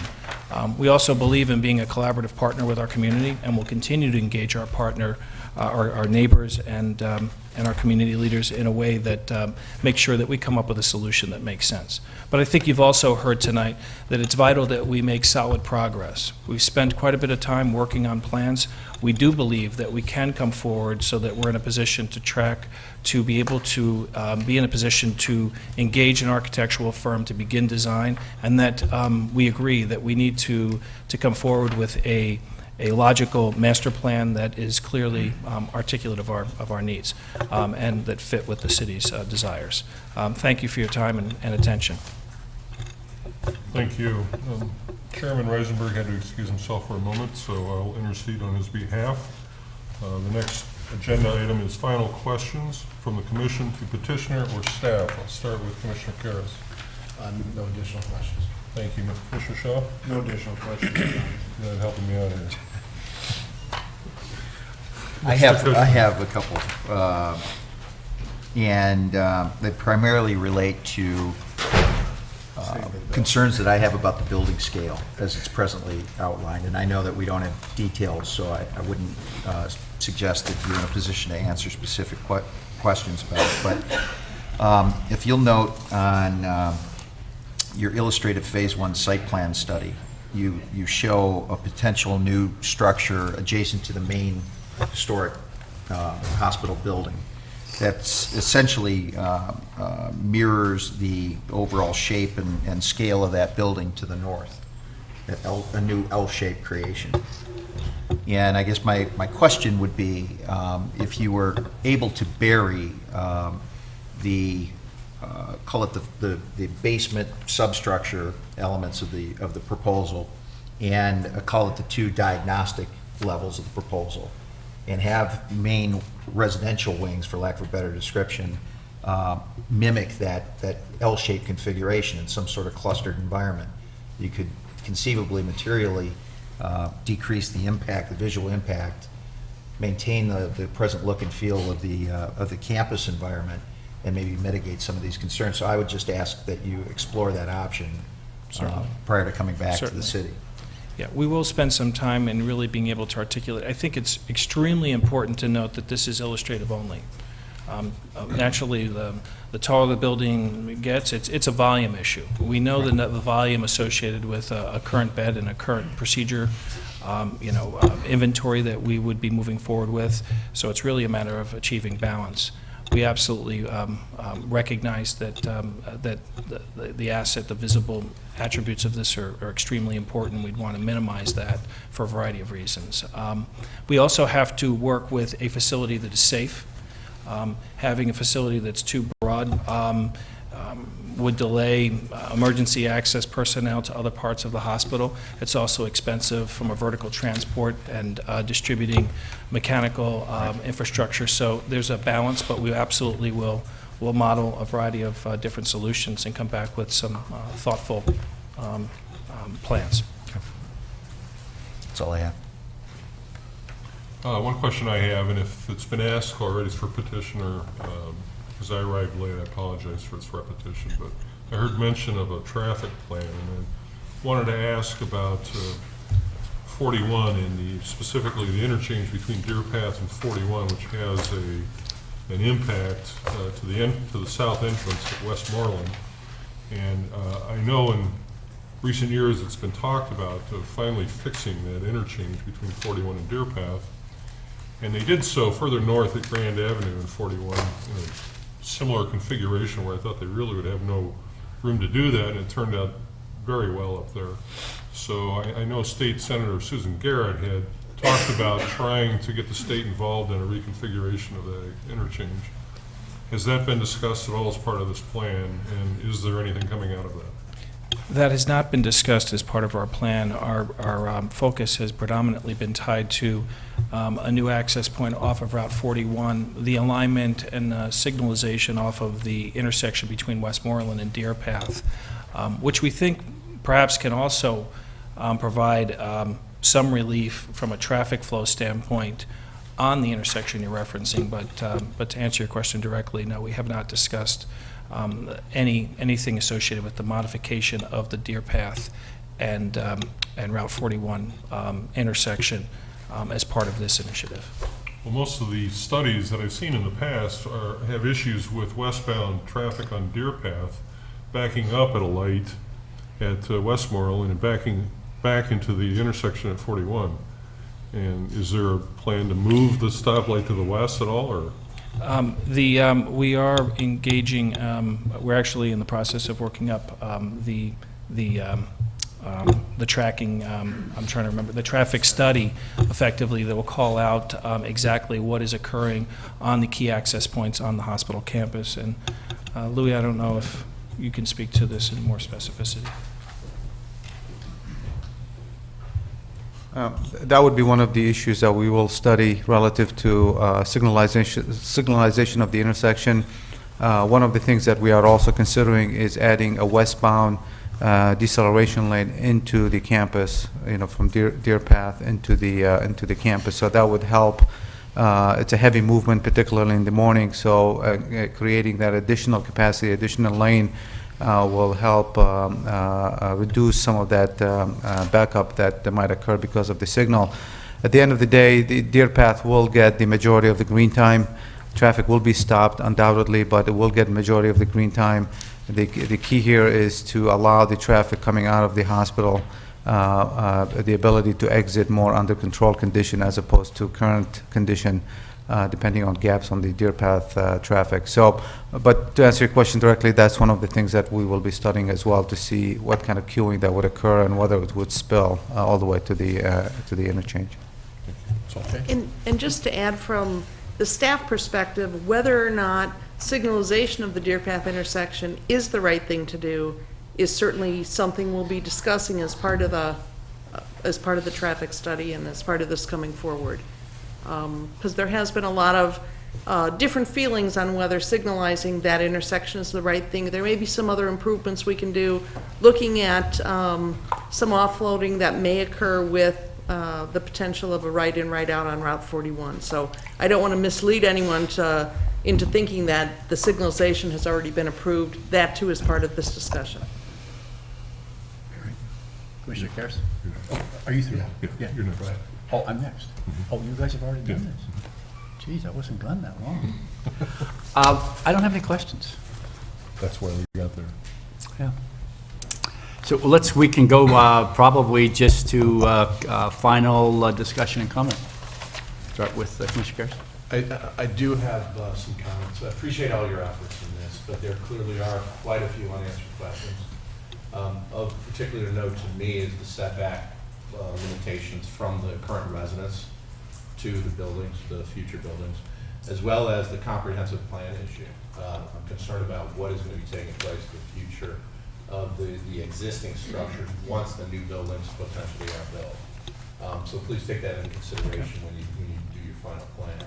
I think it's very important to us to know the long-term ramifications of this decision and what we're going to recommend to the council. Okay. Thank you. Thanks. Commissioner Shaw. I too want to thank you for your presentation at the last meeting in September as well as tonight. I appreciate the fact that you're still in the investigative process. A number of my questions I think, prompted some response for further investigation. I noted that some of the people in the audience that had public comments raised certain things that my questions were designed to get answers to. Obviously, the 41 issue as far as congestion, backup, et cetera. I am concerned about what the effect is going to be with Lake Forest Place, because when we spent quite a bit of time on their expansion, and there was quite a bit of concern about the effects of an expanded Lake Forest Place on the residents in the area, and quite a bit of concern and discussion about what would happen to Gage's Lane. So I am interested in knowing what kind of dynamic is going to occur if Lake Forest Hospital expands dramatically compared to what Lake Forest Place has got in mind. So I look forward to hearing more in the future. Thanks. Okay. Commissioner Cushman? I'm fine. I am done with my comments at present. Thank you. I guess my comments would have to do with something we've been running into fairly often here recently. It's the horn of dilemma, and it surrounds economics. And we've dealt with this issue at Barra College, where you couldn't put enough money into rehab the facility to make it worthwhile to get an investment out. And now you're faced with a community hospital that was born at a time when the community decided that a community hospital was a necessary part of our community. Now we're faced with the prospect of that community hospital needing to modernize or potentially face, due to competitive landscape, the possibility of closing.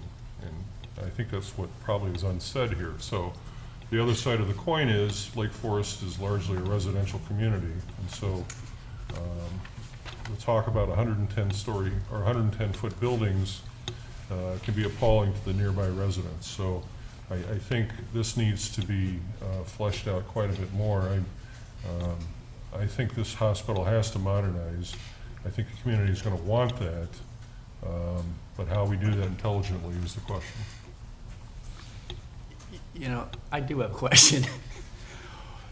The zoning restrictions on height is what? Because the hospital is approved through a special use permit. Right. The special use permit is the tool that you will use to set the height.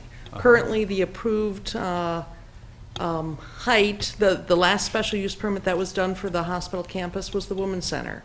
And that building is approximately 54 feet tall. That height approval was given through the special use permit. So special use permits allow the commission, ultimately the city council, to establish special parameters for what will happen on these institutional sites. In what context did the 72 feet come up this evening? Did you bring it up? You brought it up, right? I think it was tied as an example of hospitals that are in that range. Right. What we believe hypothetically. Then your colleague said, you know, half of the water tower. That's less than half. What is it, 160 feet for the water tower? Right. I was not quoting an exact height, I was giving a visual comparison that the range we're looking at is half the height of the water tower. Oh, 160, yeah, okay. Okay. But to me, I mean, the issues are very clear.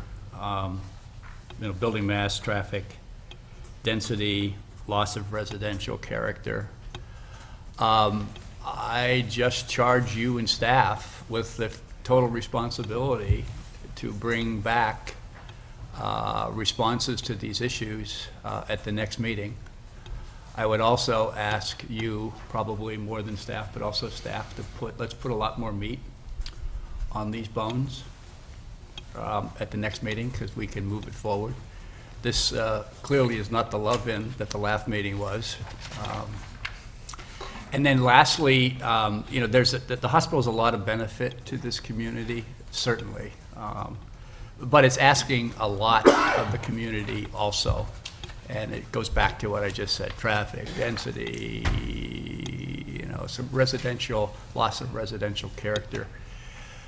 It would be nice also if the hospital could look at other ways in which it could benefit the community, whether it's with open lands or whatever, which would be beneficial to the community at large. So we'll leave it at that. Thank you very much. Thank you for all your time, and thank you for all your time. I would ask the commission for a motion to continue this because you have officially opened the public hearing. So moved. Second. All in favor? Motion passed. You guys need to take a break or anything? No. It's good. What? Get your cookie. They're sitting down there at the table. Are they? Yeah. Yeah, sure. They may, 2 minutes, huh? Yeah, okay.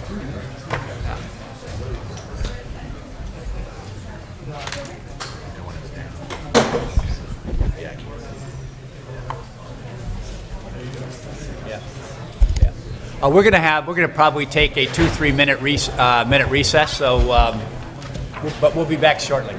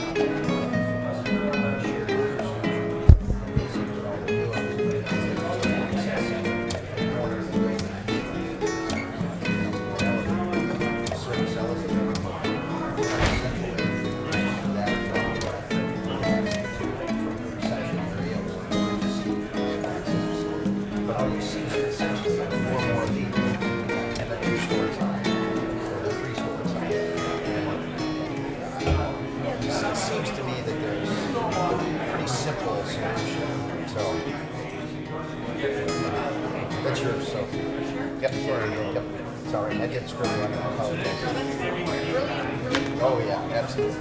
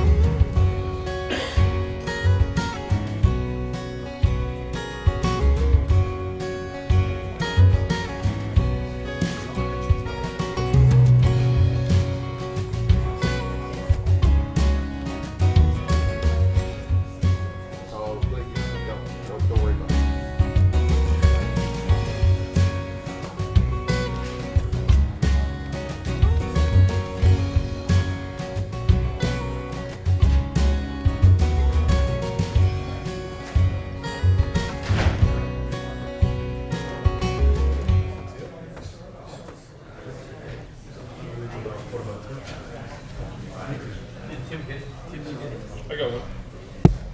I'll grab one if you're not, Thank you.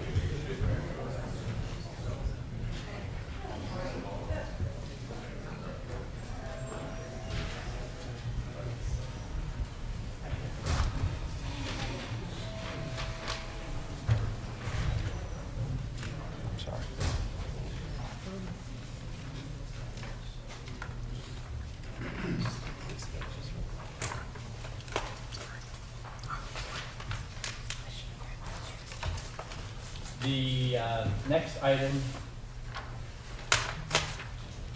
on the agenda is a request for an amendment to an existing special use permit to expand the boundaries of Woodlands Academy campus to include the adjacent 23-acre Barrett campus. The expanded campus would be used for educational purposes. Any proposed development on the new campus area would require further amendment of the special use permit and approval of the master plan. I asked the commission, is there any conflicts of interest or ex parte comments concerning this matter? Contact? None. No. Okay. Presentation by petitioner. Good evening. My name is Ralph Elwert, and I'm a trustee of Woodlands Academy of the Sacred Heart. Like many people in this room, and certainly like the commissioners, I'm a volunteer and a resident of Lake Forest. I have 20 minutes to speak with you tonight, and my presentation will be split into 3 parts. I'll spend 5 minutes telling you who we are, then 10 minutes telling you what we are applying for, and then 1 or 2 minutes telling you why it's important. Woodlands Academy has been a resident of Lake Forest and has been part of the character of this community and respectful of its traditions for over 100 years. For the first 56 years of our existence in Lake Forest, we occupied the Barra property. The first 14 years before there was a Barra College. In 1961, we moved across the ravine and changed our name from the Academy of the Sacred Heart to Woodlands Academy of the Sacred Heart, leaving behind a portion of the campus to be held by Barra College. Today, we are an independent, single-gender, Catholic college preparatory high school. We have students from around the world and from our neighboring cities and towns. Other than gender, we are the most diverse school in Lake County, with members of our community from 17 countries, including Korea, the Bahamas, Mexico, and the People's Republic of China. Our educational mission is summed up in the 5 goals and criteria of a Sacred Heart education. Sacred Heart schools educate to develop a personal and active faith in God, a deep respect for intellectual values, a social awareness which impels to action, the building of community as a Christian value, and personal growth in an atmosphere of wise freedom.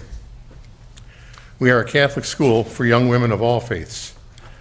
If your daughter comes to Woodlands Academy as a Catholic, we want her to leave as a better Catholic. If she comes as a Jew, we want her to leave as a better Jew. If she comes as a Muslim, we want her to leave as a better Muslim. A Sikh father of a student once told me that he sent his daughter to Woodlands because the values are the same. There's no typical Woodlands student. No two are alike. Our graduates are independent young women who are prepared for college and, more importantly, for life. I'm fond of saying that you can always tell a Sacred Heart girl. You can't tell her much, but you can always tell a Sacred Heart girl.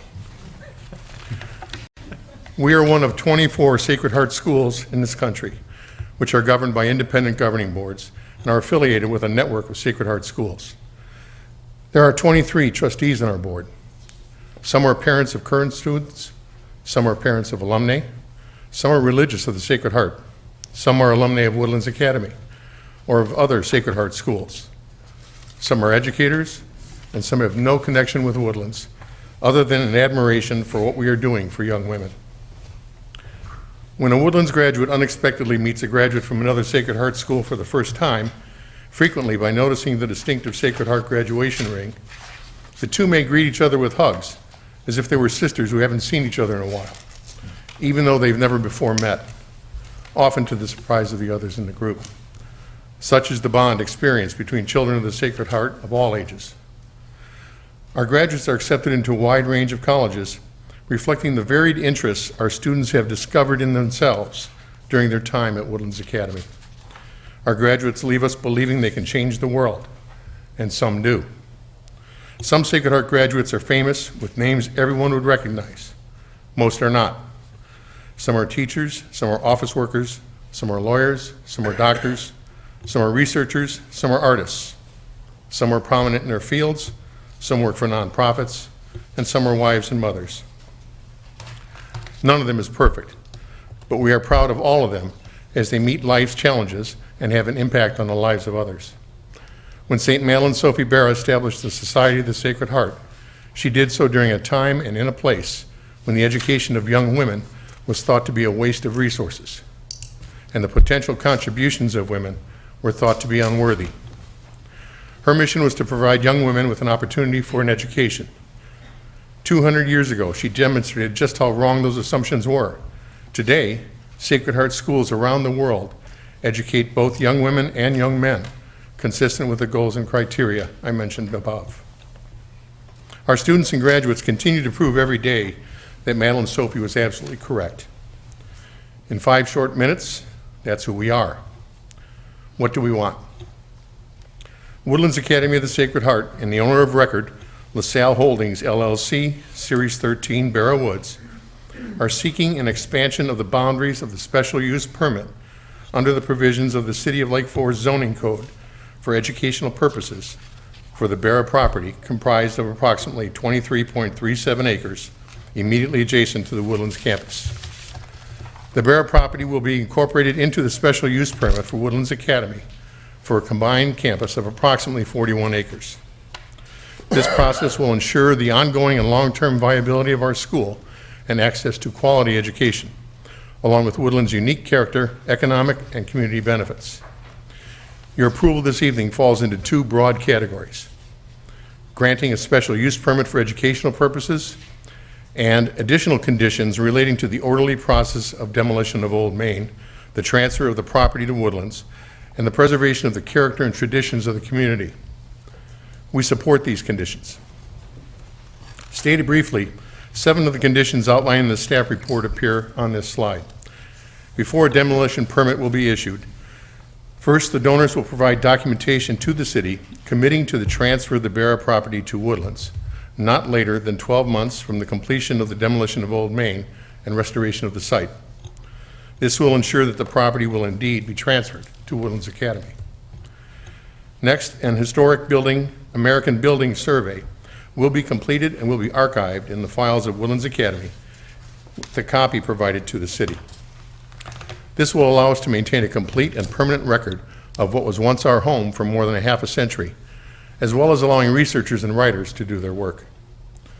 3, we will develop a plan for the donation or sale of remaining artifacts or building elements, and a plan for the reuse, salvage, disposal, and recycling of various materials, which will be submitted to the city. We have a sensitivity to the memories we all have of the building. In addition, under one of our goals and criteria, we teach our students to have a respect for creation and to be stewards of the Earth's resources. 4, we've had discussions with the city and Lake Forest Open Lands regarding conservation easements over portions of the campus. Like other residents in Lake Forest, we have an interest in preserving the front lawn in perpetuity. And like other residents, we like the idea of community participation once again in producing Shakespeare on the Green. 5, the demolition of Old Main will trigger the need for replacement of the existing rooftop wireless facilities in some manner. We recognize the Plan Commission's previous deliberations on wireless facilities in this vicinity, and also recognize that portions of the Barrow property are currently permitted as of right locations for a telecommunications tower. We agree that any proposed wireless facilities replacement plan affecting the Barrow property will be presented to the Plan Commission for review and recommendation. 6, we certainly agree that all standard requirements for demolition shall be satisfied and all required permits obtained. And 7, we will establish a time frame acceptable to the city for the demolition of Old Main and the restoration of the site to take place. The donors have agreed to pay for the demolition, the removal of the debris piles, and the regrading of the property. Once the work has been completed, the construction fence will be removed. Like any resident who appears before you, we are anxious for this process to begin. In addition to these 7 conditions, which must be satisfied before a demolition permit is issued, we also agree to the following general conditions. We agree that prior to any redevelopment of the 23-acre Barra property, a master plan for the expansion of the Woodlands Academy campus will be presented. We intend to use the Cooney Library building as soon as possible for academic purposes. All of the immediate possibilities could include classrooms, a library, an exhibit or performance space, student activity space, or administrative offices for Woodlands. Further, we anticipate that the land will be used very soon for athletic fields, which involves no permanent improvements until a campus master plan is approved. We agree that future uses on the 23-acre parcel as proposed in our master plan must be consistent with the educational mission or obligations of Woodlands Academy and may include, but not be limited to, athletic fields and supporting amenities, academic buildings, dormitories, faculty housing, and arts and performance buildings. It is most likely that not all of these possibilities will take place, but these are the kinds of suggestions we have received, and they are listed only as possibilities. In addition, any future master plan for Woodlands Academy campus will include, and not necessarily be limited to, A, in conjunction with any new development on the site, including development of athletic fields, a plan for ongoing protection and maintenance of the ravines, which will be submitted to the city for its approval. B, a plan for ongoing maintenance and stewardship of the cemetery. C, a plan for reconfiguration of the entrance driveway to Woodlands Academy from Sheridan Road. D, consideration by Woodlands Academy of 1, opportunities to memorialize Old Main on the extended campus of Woodlands Academy, and 2, opportunities to offer benefits to the community in the form of open space, preservation of natural resources, or community activities. E, an overall circulation plan for vehicles and pedestrians through the campus with safe and efficient connections to off-site roads, sidewalks, and pathways. F, consideration of the potential opportunities with respect to adjacent city-owned property that could provide shared benefits to Woodlands Academy, the city, and residents. There are 7 criteria for approval of our application for a special use permit by the Plan Commission. First, we believe the proposed special use permit for the combined 41-acre campus embodies a comprehensive and integrated solution that will serve to improve aspects of public health, safety, morals, comfort, and general welfare associated with the near and long-term development of our campus. Having the property occupied and cared for is certainly an improvement over the past several years. Next, since the property will actually be used and not abandoned or left to deteriorate, the proposed special use permit will enhance the use and enjoyment of other properties in the immediate vicinity and will have a positive impact on property values within the neighborhood by providing certainty for the long-term sustainability of the property for educational purposes. 3, the surrounding properties are fully developed and the special use permit will benefit and complement the permitted residential uses in the neighborhood, including the cleanup of a blighted site. 4, at this time, we are seeking a special use permit for educational purposes. Woodlands is still in the process of reviewing this gift and considering the short and long-term planning for the new combined campus. This special use request for educational purposes is not incompatible with structures already constructed or the character of the district so as to cause a depreciation in the property values within the neighborhood. We will come forward with in the future with a master plan detailing redevelopment. 5, adequate utilities, access roads, drainage are currently being provided to the site. 6, ingress and egress are currently available to the Barra property. Woodlands will conduct a study of ingress and egress to the combined campus, including the potential of a new entrance driveway. And 7, the requested special use permit for educational use is consistent with the long-established use of the property. I should point out as well that the property has been used for educational purposes for almost all of the past 110 years since the Religious of the Sacred Heart purchased the property. And other than the past couple of years, and ever since the enactment of zoning laws in Lake Forest, the property has had a special use permit for educational purposes. In a little less than 10 minutes, that's what we're requesting. Why do we need this? We are being presented with a very large and generous gift. More importantly, we are being given a huge opportunity, which we take seriously. The good Lord stopped making land a long time ago, and to have the opportunity to more than double the size of our campus opens up a very wide range of opportunities, but not necessarily the ones which may occur to you at first blush. We are certainly looking at the opportunities presented to our school, like what we can build and how we can grow. But growth to us doesn't necessarily mean the same thing as it does in business. Growth to us refers more to the increase in opportunities than the growth in enrollment. Our small size contributes to the very essence of who we are. The character of our school with an enrollment of 2,000 could not remain the same in terms of the opportunities we can offer as it is with an enrollment of 200 students. We are taking our time and canvassing the Woodlands community as well as our neighbors and friends in the surrounding communities to assemble a catalog, if you will, of opportunities. That process will continue. In addition, we will undertake our own version of due diligence as we identify the long-term needs of our students. And when we speak of long-term, we are thinking in terms of generations and not just months and years. The children and grandchildren of our current students will encounter a very different world, and we need to be prepared to meet those needs. We have also had discussions with the people at Open Lands and the Preservation Foundation. We have a long history of conservation, culminating in the building of our new Science Center and attaining a LEED certified silver status. We have an outdoor classroom surrounded by an area containing native plantings.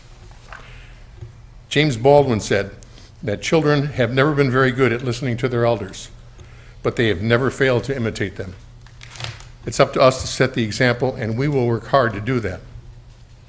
For those of you who have daughters, then you understand that our students will let us know very quickly if we fail to walk the talk. Lastly, we understand that we are before the Plan Commission and that we ought to have, well, a plan. Our purpose here is only the special use permit for educational purposes. In most instances, I assume, developers come before you having already developed a plan for the future use of the property, and it's their intent to purchase the property and to execute those plans. This situation is entirely different and somewhat the reverse. We come before you with the hope to receive the land, and we are developing a plan. If at any time you wish to know where we are with respect to that plan, we'll be happy to share it with you.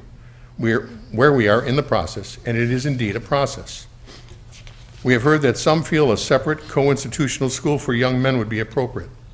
Others have suggested that a performing arts center should be first on the list. We have looked at the placement of athletic fields, which require nothing more than a chalk machine to mark the boundaries.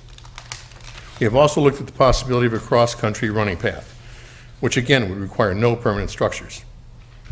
And since we are still gathering information, that is where things stand at the moment.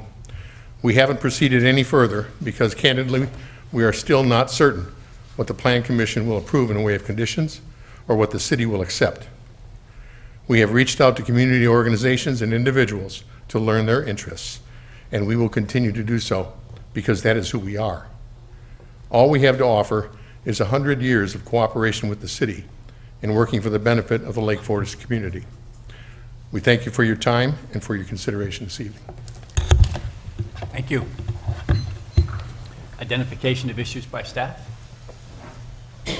There's not much left after that report. It was very comprehensive. Mr. Elward did cover the recommended conditions of approval that are in the staff report, as well as the findings in support of the staff recommendation to approve the special use permit. So I won't review those, but we'll be happy to answer questions later. But what I do want to do is just provide a little background. This is a very unique project that's coming forward. This project really could be a culmination of what really has been almost 10 years of effort on the part of the city, led by former Mayor Preschlack. When we first heard that Barra College was struggling, we thought there was a long-term solution when DePaul University stepped forward and moved onto the campus. That, however, was short-lived. Former Mayor Preschlack appointed a community planning team that spent time looking at Barra campus, talking to groups, to businesses, to schools, to institutions, to the city about possible reuses for the campus. Uses that would allow Old Main to be kept, preserved, sustained, and restored. So this comes to you with a whole lot of history. Just a few months ago, when Woodlands made the announcement to the community of the offer of this gift, the City Council considered that announcement at one of their meetings. A bit unusual that a petition would go to the City Council first, but in that case, we really went to the City Council and said, we've heard this announcement, how do you want us to proceed? And the City Council, with the advice of the City Attorney, considered some different processes, but the City Council also considered whether they wanted to tell Woodlands, forget it, we're not interested in talking about the demolition of Old Main. But after all of the members of the City Council toured Old Main, they did decide to encourage this process to move forward. The beginning of the process was consideration by the Historic Preservation Commission of a request for removal of Old Main from the historic district. That process was encouraged by the City Council as a way to really respect the traditions of this community with respect to preservation. And there is differing opinions on whether that was the right process. The Historic Preservation Commission, looking very narrowly at their criteria, made a recommendation that they could not support removal of Old Main from the district. The City Council, in looking at that same question from a much broader perspective, actually reversed that decision. But in reversing that decision and approving an ordinance to remove Old Main from the historic district, the City Council said, but let's do this step by step. They approved the ordinance, but the ordinance isn't effective because they wanted to be assured that, in fact, these two properties would be recombined. So that is why this amendment to the existing special use permit for Woodlands Academy is coming forward to you with just this small next step, which would incorporate the two campuses or reincorporate the two campuses into a single 40-acre parcel as it existed until the early 1960s. As Mr. Elward said, you don't have a plan in front of you. In fact, one of the conditions is that before any redevelopment of this campus could occur, before a new academic building could be built, or before a field with permanent improvements could be built, or a performing arts center, this matter would need to come back before the Plan Commission and go back through the whole public hearing process to allow a new master plan for Woodlands Academy to be adopted. So what you are presented with tonight is a very small next step, and if all these pieces fit together, if as this goes back to the City Council, they do move forward, and if the benefactors that have come forward do close on the purchase of the property, then these different pieces would fall in place, and ultimately a plan would come back to you for review. And you would consider uses and traffic and buildings and preservation areas and all of those aspects of any plan. So I just wanted to be clear what was before you this evening. Simply the recombination of the campuses. You do have the conditions of approval as recommended in the staff report, as noted by Mr. Elwert. I would also note, as I mentioned earlier, city staff was contacted by Lake Forest Open Lands. They regret that they can't be here tonight.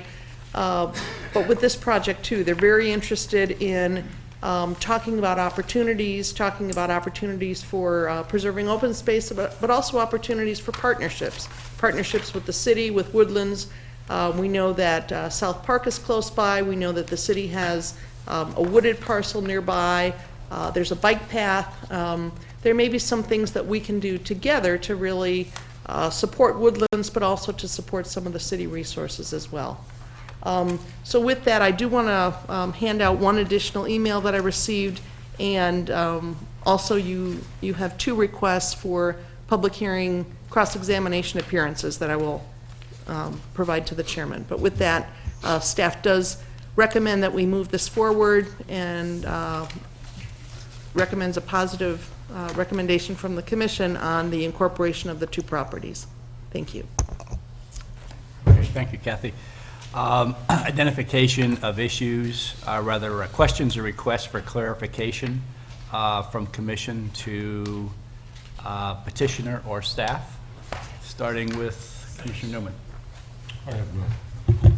I have none. None? No. Commissioner Karras? I had one question. It was a question of clarity. I didn't notice in the staff recommendation, Kathy, that there is a notation of a cemetery. Could you tell us a little bit about that? There is a cemetery on the campus. There is. And I'm probably touring Mr. the Elward property. I did not see that. would be able to speak more eloquently to it. There's a cemetery towards the northern end of the property. It contains the burials of several religious of the Sacred Heart, beginning with some of the nuns who worked back when our school was located on Taylor Street in Chicago. They then came up to the Lake Forest site and were joined by others who over time passed away and preferred to be buried there as well. I believe the last burial was in the mid-90s, and I'm not certain of that. And I cannot tell you what the count is, but that cemetery obviously has been there a long time. Right. It means a lot to us as well. So is that on the Woodlands property or on the Barrett property? It's on the Barrett property. Okay. Interesting, I didn't see that. One other question is an additional condition, if we were to approve this, would you consider covenants running with the land limiting the property in perpetuity to educational use?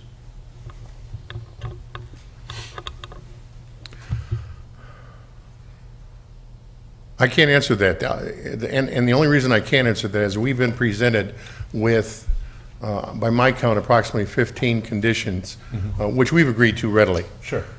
We've not had an opportunity to discuss this particular item or consider what it may mean to us in terms of the present and the future. We don't have a master plan yet. And if our plan includes, for example, housing for faculty members, whether it's faculty members of Woodlands or Lake Forest College or something like that, or if there's some other issue that's presented in the future, we'd hate to be limited because of a covenant that's running with the land. What we really have to rely on is the 100 years that we've been involved with the current property at Woodlands and the way we've treated that property as well as the Barrett property itself. And if I could add from the staff perspective on that, the special use permit is really the tool that the city has used to regulate uses. Placing a covenant on a property deed really ties the hands. If 50 years from now Woodlands Academy ceases to exist, then the community would be stuck with the white elephant. Instead, the process is in place that once these properties are combined, the special use is the controlling document that says the property can only be used for educational purposes consistent with the mission of Woodlands Academy. If there were any changes before anything else could be done with the property, the city, the Plan Commission would need to review it, hold a public hearing, make a recommendation, and the City Council would need to make those approvals. So staff would really caution against taking such a hard line and really tying the hands of future plan commissions and city council. No other questions? Okay, Commissioner Shaw? First question, and I don't know if you can answer it, petitioner, or it should come from staff. If I read the information correctly, it seems like that the transfer does not take place for 12 months after the demolition of Old Main. Is that correct? That's correct. Why is it that the transfer is going to take so long to occur after the demolition? Well, we need time to develop a plan for the use, master plan for the use of the property. Our intention is to present a master plan at the time the property is transferred to us, 12 months after completion of demolition and the regrading of the property. In addition, since we will be presented with sort of a blank slate, we wanted to cast as wide a net as possible to gather in as much in the way of ideas and resources, frankly, for what we can do with this property. And that just takes time. But why would you need to have any time between demolition and transfer? It would seem to me like, or at least the way I understood the information that we received, you want the building demolished so it doesn't become a liability for Woodlands Academy. If the building is demolished, why is it Woodlands can't take possession immediately? We wanted to be prepared to accept the responsibility for the property at the time, sometime after everything is complete and wrapped up.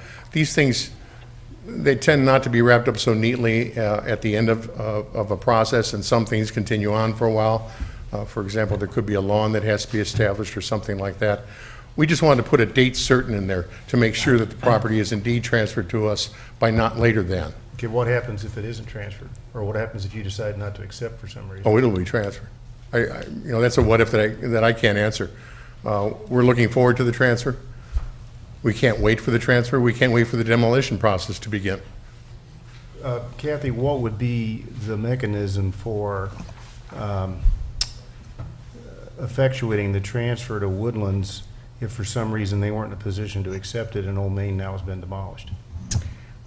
One of the conditions speaks to the fact that documentation confirming the intention to transfer would need to be submitted. I don't yet know what that documentation will look like. I know between the attorneys representing Woodlands and the benefactors and the city attorney, a document will be developed. But that was part of the city council's concern, that we do have that certainty, and we put an outside time frame around when the actual transfer would occur. Again, the city remains in control. If the conditions of the special use permit are not fulfilled, the property cannot be used for any other use without a similar process and review and approval by the city. The underlying zoning on this property is R4. So if everything fell apart, if Woodlands went away, which again, I think is not something anyone's anticipating, but the city remains in control of what happens to this property.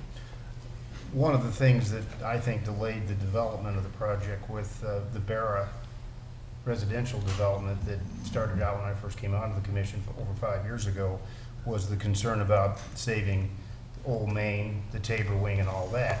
The process dragged out, in my opinion, way too long, and I actually registered that concern when we finally approved the project. Ultimately, the developer went into bankruptcy because of the downturn in the economy, as well as the amount of time and expense that it took to get the project approved. Now we're presented with a request that we permit the destruction of a building that was so valuable to save that there was actually even a lawsuit filed, as I recall, against the city because parts of that building were going to be demolished. And what I'm trying to figure out is what exactly has changed in the last few years that makes Old Main less desirable to save now than it was a few years ago. The city council had that discussion, and the demolition of Old Main is not under the purview of the Plan Commission. The city council has taken that step to approve an ordinance conditional upon other things happening. So the city council looked at the question of 10 years ago, 5 years ago, 3 years ago, in fact, 6 months ago, the city was very committed to preserving Old Main. We've gone through various processes to do so, evaluated the building in a number of ways, and the city council was very clear that their support of demolition of Old Main is linked solely to Woodlands Academy taking ownership of this property. Early on in this process, the city council accepted some parameters, some priorities for this site. One of the priorities was preserving Old Main. Another of the priorities was reestablishing an educational use on this property, preserving the front lawn, protecting the ravines, reuse of Cooney Library.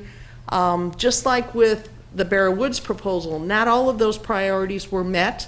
And with that proposal, the city council said, and the Plan Commission, we're going to approve an exceptional increase in density. What would be allowed on this property would be 15 residential homes. What was approved in the Barra Woods development was up to 120 units, which was extraordinary. The council made it very clear that that was linked solely to the preservation and restoration of Old Main. In this case, the city council made a compromise on the other side. They said because this property is being returned to an educational use, because it is being reincorporated, reconstituted as the property as it originally existed 100 years ago, that the city council felt was of such value that because the front lawn was being preserved, the educational use was being reestablished, the ravines being preserved, Cooney Libraries being preserved, the piece in this scenario that they have compromised on is the preservation of Old Main.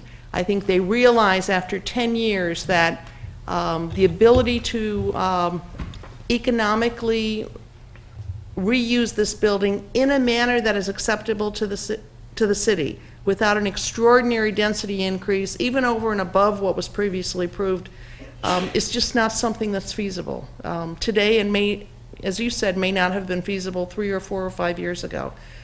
So it was a compromise the city looked at, the city council looked at, and they felt there was a great deal of value to the community in reestablishing the educational use on this property and supporting Woodlands Academy, a long-time local institution, which has been, the tradition of the community has been to support institutions like this. So I think that's what has changed. This is a different opportunity, and importantly, the demolition approval, the demolition support voiced by the city council was not for whatever development comes forward. It was solely linked to Woodlands Academy taking control of this campus. Which brings me back to my initial question, and that is what guarantee do we have that Woodlands is going to take the property within 12 months after the building's gone? Again, the conditions require that there be legal documentation put in place that clearly states that intention. Could things fall apart? Yes, they could. But then the matter would come back to the city for consideration of what is an appropriate use for the property. Thank you. Okay.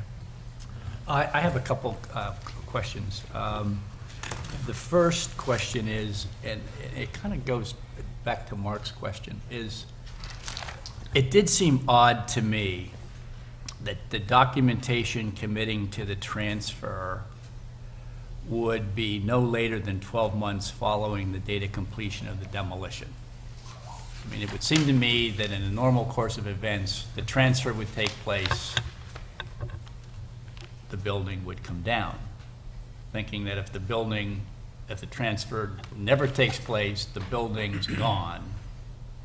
Right. Now, was this a demand that we have agreed to, as a result of a demand by the donor? Do you understand what I mean, Kathy?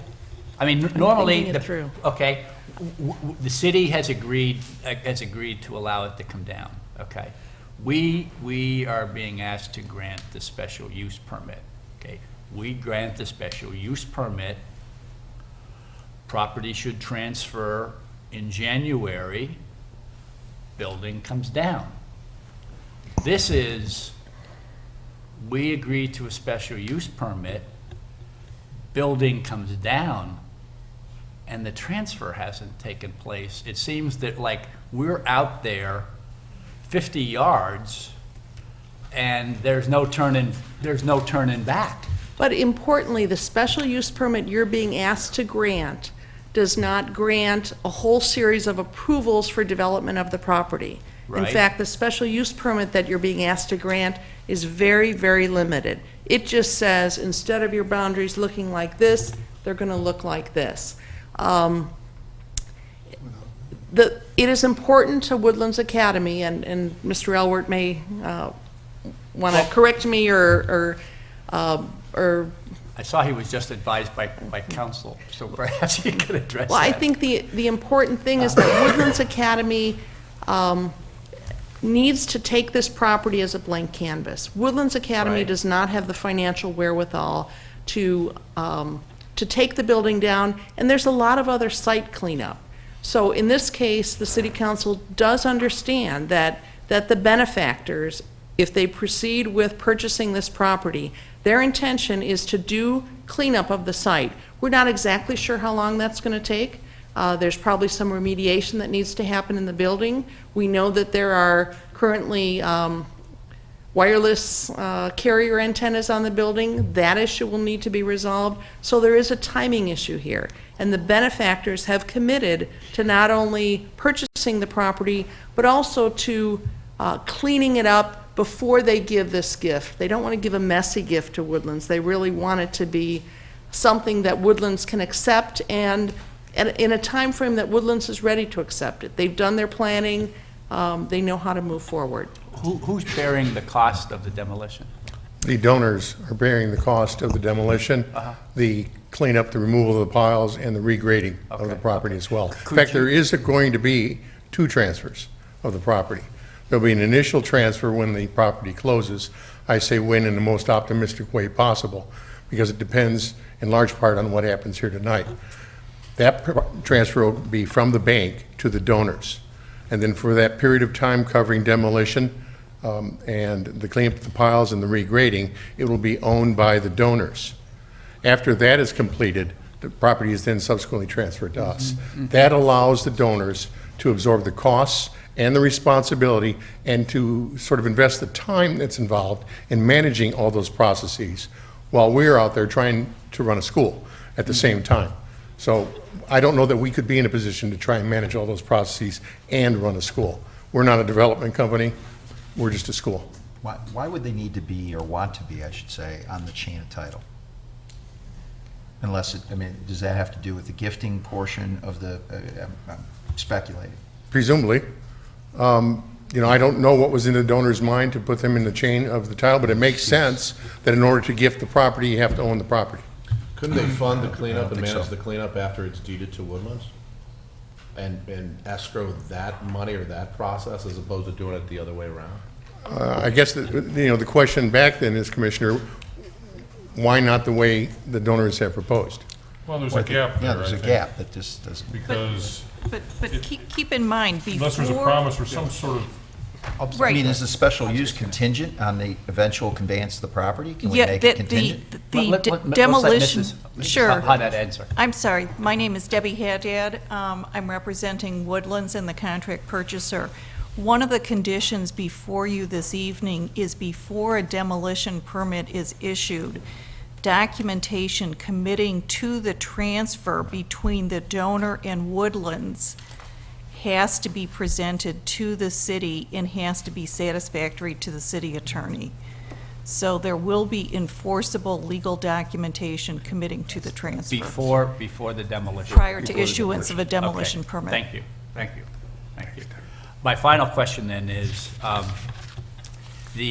heard petitioner agree to staff recommendation, general condition number 1 in its entirety, which included subsections A to F. Has there also been agreement by petitioner for the additional general conditions under staff recommendations from 2 through 8? Yes. Yes. Okay. I have no further questions. Okay, let's move on. Questions by, public testimony. I believe there will be public testimony. I will ask anybody who intends to testify to please stand. We'll have a swearing-in ceremony. Everybody standing? Okay. Do you solemnly declare and affirm that the testimony you are about to give or have previously given is true and correct to the best of your knowledge? Okay. Thank you. You may proceed one at a time. If you could limit your comments to 5 minutes, it would be greatly appreciated. It's getting a little late. And if things have been said before, if you just want to, rather than repeat them, if you just want to stress your agreement, it would also be beneficial to the process. Thank you. Thank you. Thank you to the Commission. Dr. Michael Williams, 428 Beverly. I'm very concerned at this 12-month delay with the transfer of the property. We're looking at a demolition of Old Main. We're looking at the absence of wireless antennae and a timing issue here, which is not under our control. I've heard that the city will step in and do this, do that. You've been vulnerable to cell phone tower entrepreneurs, carpetbaggers, who've come in and demanded that they can put up towers, and you have to respond to them under the federal agency. And I'm very concerned that what we have here, I don't understand why 12 months has to go by. We're going to have no old main, and we're going to have no antennae unless some other solution has been found, and we're going to have a problem with the cell phone companies. And I'd like to put that under to the committee, and also suggest that while that's ongoing, and we put this in writing to you before, we need a moratorium on any activities related to cell phone towers until the city's got its act together and the Plan Commission understands what's going on with Woodlands. Thank you. Mm-hmm.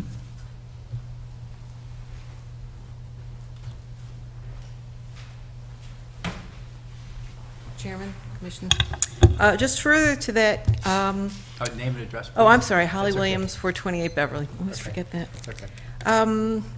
In March of 2010, statement was made by Kathy, read into the record, that if a permit were applied for tomorrow, a permit could be issued within 15 business days. There's going to be a created need because we know that the antenna are going to come down. We're vulnerable. What's changed since then? We've got a window here of vulnerability, and in doing due diligence on this whole thing, got to tie up the loose ends and get everything in sync here, because we just can't be, victimized by the FCC and the tower builders again. Can't start that all over again. So please give it thought to tie this together properly. Moratorium may be the answer, just no petitions till a plan's in place. Thank you.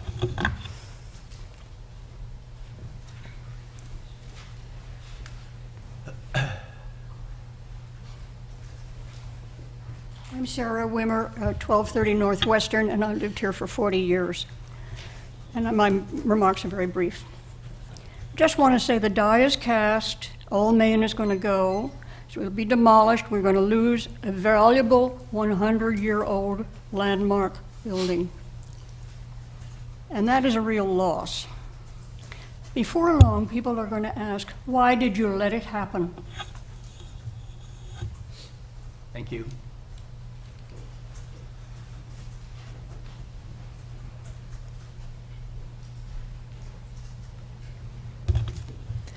I'm Kathy Dorman, 730 Highview Terrace. I'm coming to an issue that was discussed at length 5 years ago concerning the South Park Woods. This would be in your master plan, point F, the adjacent city-owned property. I don't know, I know, Tim, you were on a commission at that time. I'm not sure about the rest of you and how familiar you are with this. And Kathy, you can correct me on the acreage size.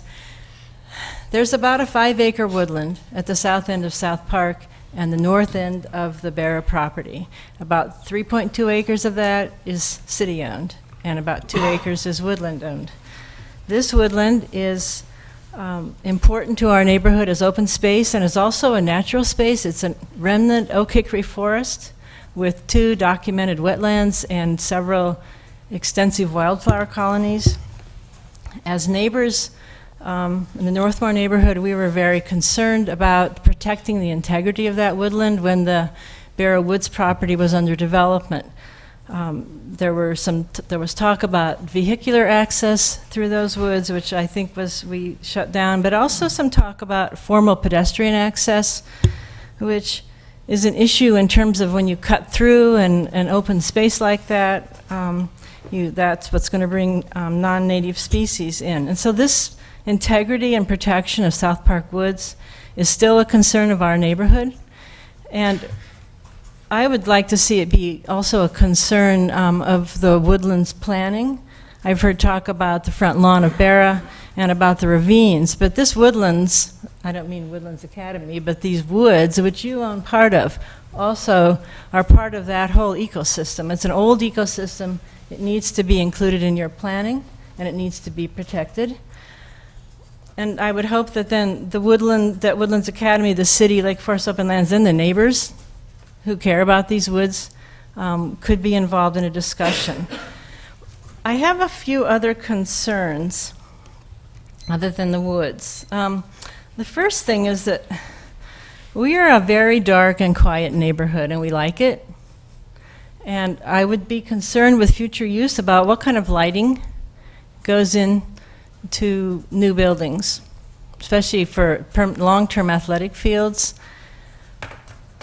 And I hope that there would be concern for dark sky-friendly lighting when your planning takes place. The second thing, that, I don't think we know. We've had that building for so long it's been a barrier to noise from Sheridan Road and Wesley, and that's a busy road now. And I sometimes, as I drive by and think about that building coming down, I think, what's it going to sound like now in our neighborhood with that building gone? It's had a protective function, and I don't know exactly how we address that, but it's something to think about. Third thing is the debris pile. It would certainly be nice to have that gone. I don't know what's in that pile. I don't know if asbestos is in that pile, but whatever demolition takes place, not only in Old Main, but with what's sitting out there and blowing around the neighborhood, that is somebody's responsibility to check that before it's just, at least it's sitting there now and probably relatively stable. I don't really want particles from that pile blowing into my house this summer. So I think that's somebody's responsibility to take care of that. And I guess the last thing I would say is the city is compromised on this in the sense that we're letting go a historic preservation value. I'm in favor of an educational use value. I think, I would hope, I'm an educator, that educational use value would be honored, that there wouldn't be a bunch of houses back there for anybody, and that maybe the best value you could do now with this space is to protect and preserve and restore what is a very beautiful natural area. Thank you. Thank you.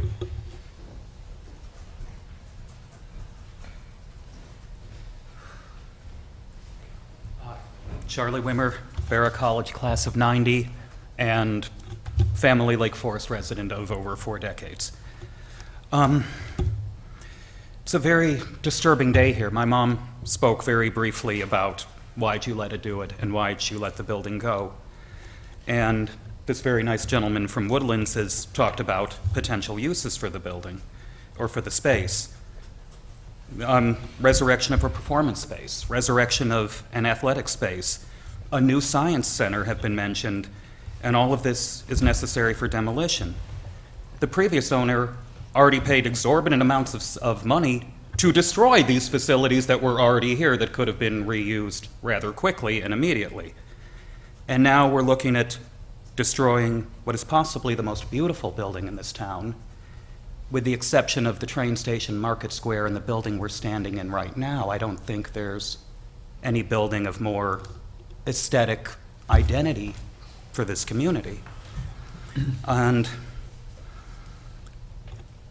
the issue of an anonymous donor, we have a lovely woman in the back row, Miss Stevens from Spectrum Industries, and they offered to buy the building for, at the last meeting she said it was a mid 6 figures, LaSalle Holdings said it was a low 6 figures.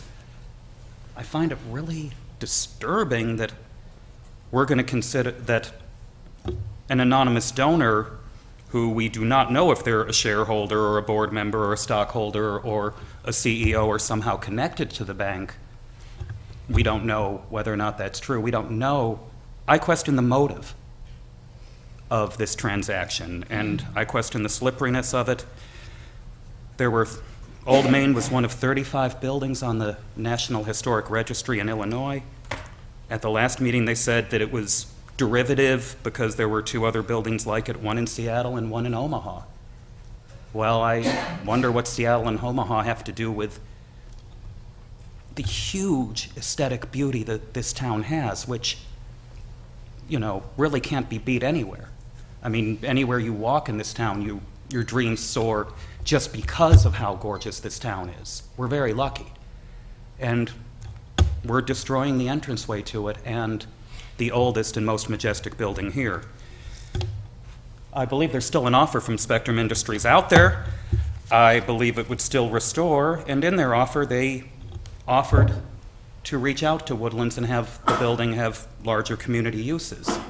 They have a resurrectable absolutely gorgeous educational facility there right now. They've destroyed 2 beautiful performing arts centers, and they're talking about destroying further and rebuilding more. There are huge rooms in Old Main right now that were great performance spaces. I've performed in them. As I said at the last meeting, it smells really bad. It still does. I'm having emotion take over me a lot more than organized presentation, and my apologies for that, but it's a really ugly day in the history of this town if we let this go forward, and I understand the unique position you gentlemen are in, but as I've said before, it's been the place has been vacant for a mere 6 years at our worst economic downturn possible. DePaul jumped ship after 2 years with a 7-year plan to turn it around.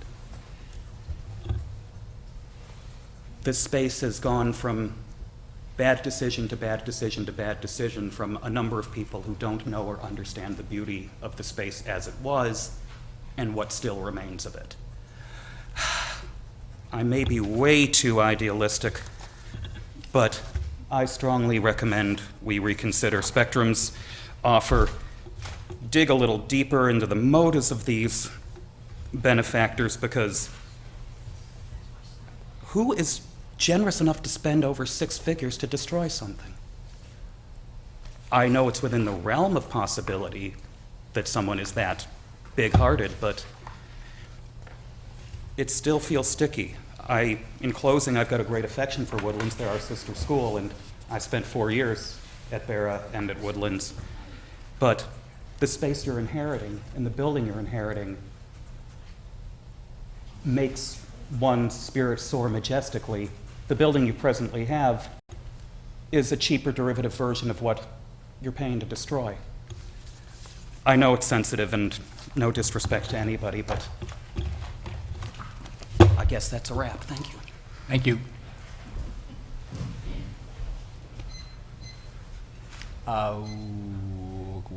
Go ahead. My name is Bert Tucker. I live on Douglas Drive in Villa Turcom, literally about a block away from the corner of Barra College. We moved there in 1970, so we've been here for 40 years and have witnessed the evolution of Barra College becoming DePaul.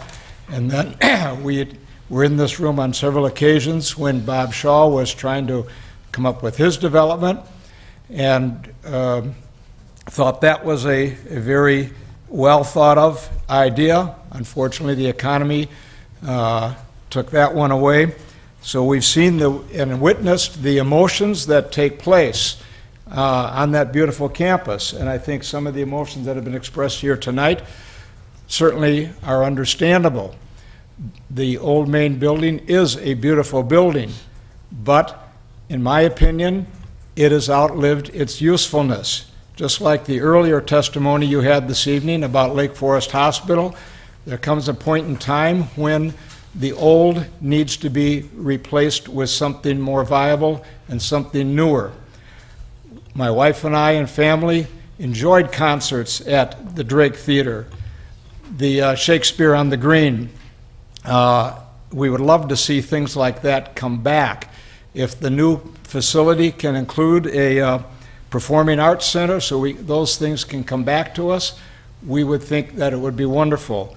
The other technical ideas or concerns about lighting, traffic, the cell phone towers, those are all details that I'm sure can be worked out by this Plan Commission, but I think it's time to move forward. And as much as Old Main is a beautiful historic building, I think the City Council was correct in removing it from the historic preservation so that it would be possible for you gentlemen to approve a step that would move forward and give Woodlands Academy the kind of property and potential that they deserve. Thank you. Thank you. My name is Sandy Gannon. I live at 650 Northmore Road. The Barrett property is transferred from Harris Bank to Woodlands Academy by means of an anonymous donor. it's not a transaction that occurs in a vacuum. It's going to impact the entire Lake Forest community, especially the southern half. I won't get into a discussion about raising of Old Main and how that's been handled or mishandled. That's a discussion for another forum, not tonight. I'm specifically concerned about the impact on telecommunications. If and when Old Main is raised, then the existing antennas are removed. This spring, a mobile crane spent a week on campus upgrading those antennas, all of them on the chimney. At present, the northwest corner of the Barrett property is an overlay in the R4 zoning, and a cell tower is permitted to be constructed there. For the last 2 years, there's been a request for an additional cell tower. That was specifically at the corner of Western and Wesley. There are new technologies which may replace cell towers, so that's all something to be investigated and argued about. But I would urge you as a commission to ensure that as a condition of issuing the special use permit, a resolution to the removal of the antennas be agreed upon by all parties before Old Main is allowed to be raised. Please don't let that particular can be kicked down the road. Thank you.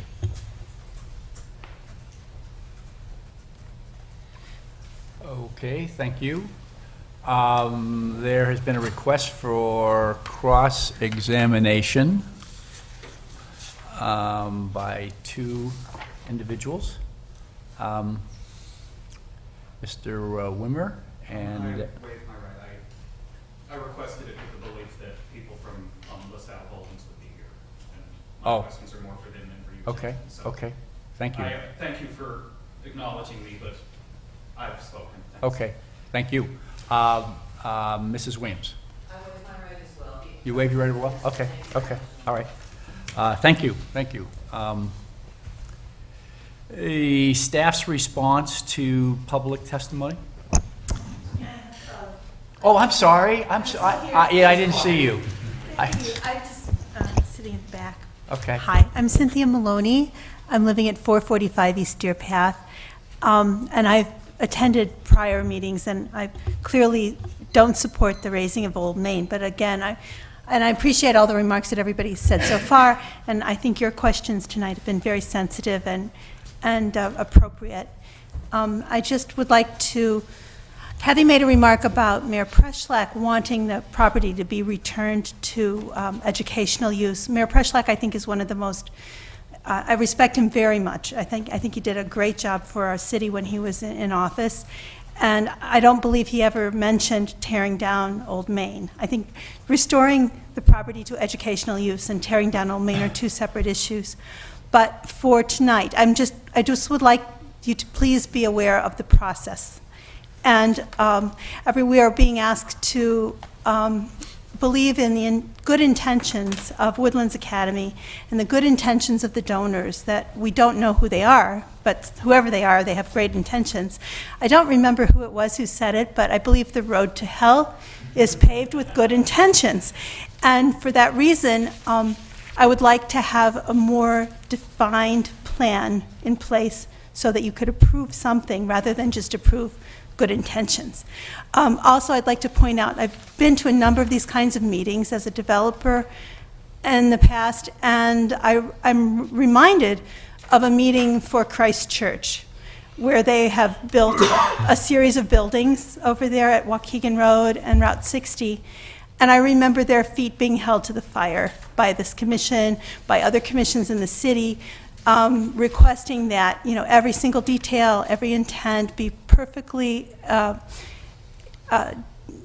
illuminated in their documentation prior to any approval being given for any changes or.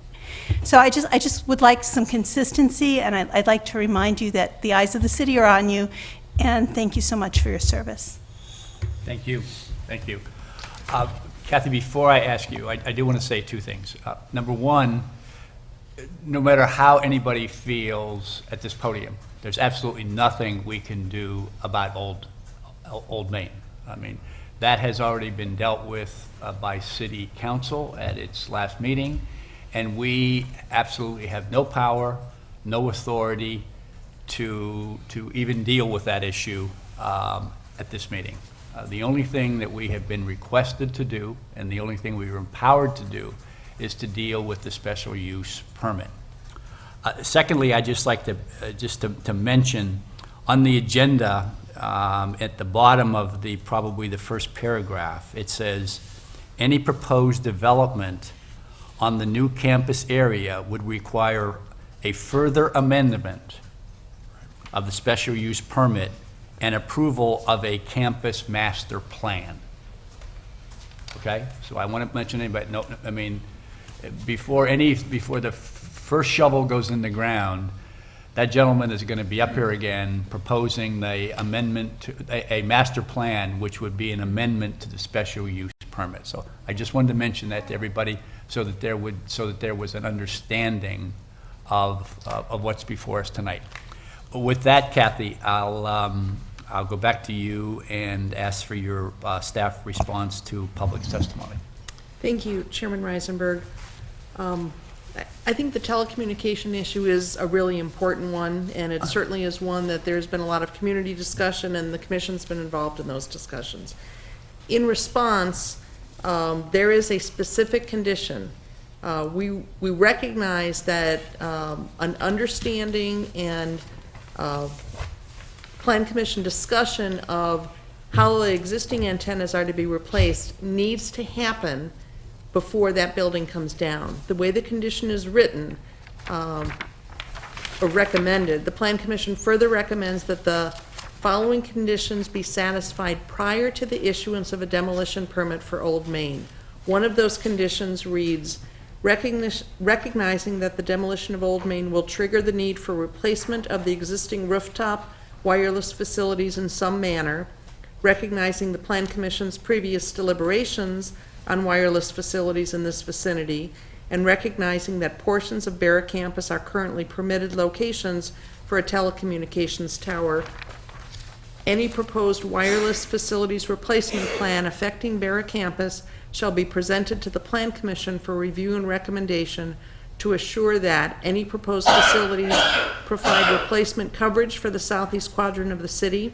Number two, to assure that consideration has been given to alternative technologies and the discussions of the city's soon-to-be-established Wireless Alternatives Task Force. And three, to assure that proposed replacement facilities are designed to mitigate impact to the extent possible on surrounding neighborhoods. That condition is recommended specifically to assure that there isn't a de facto tower that gets built without proper consideration.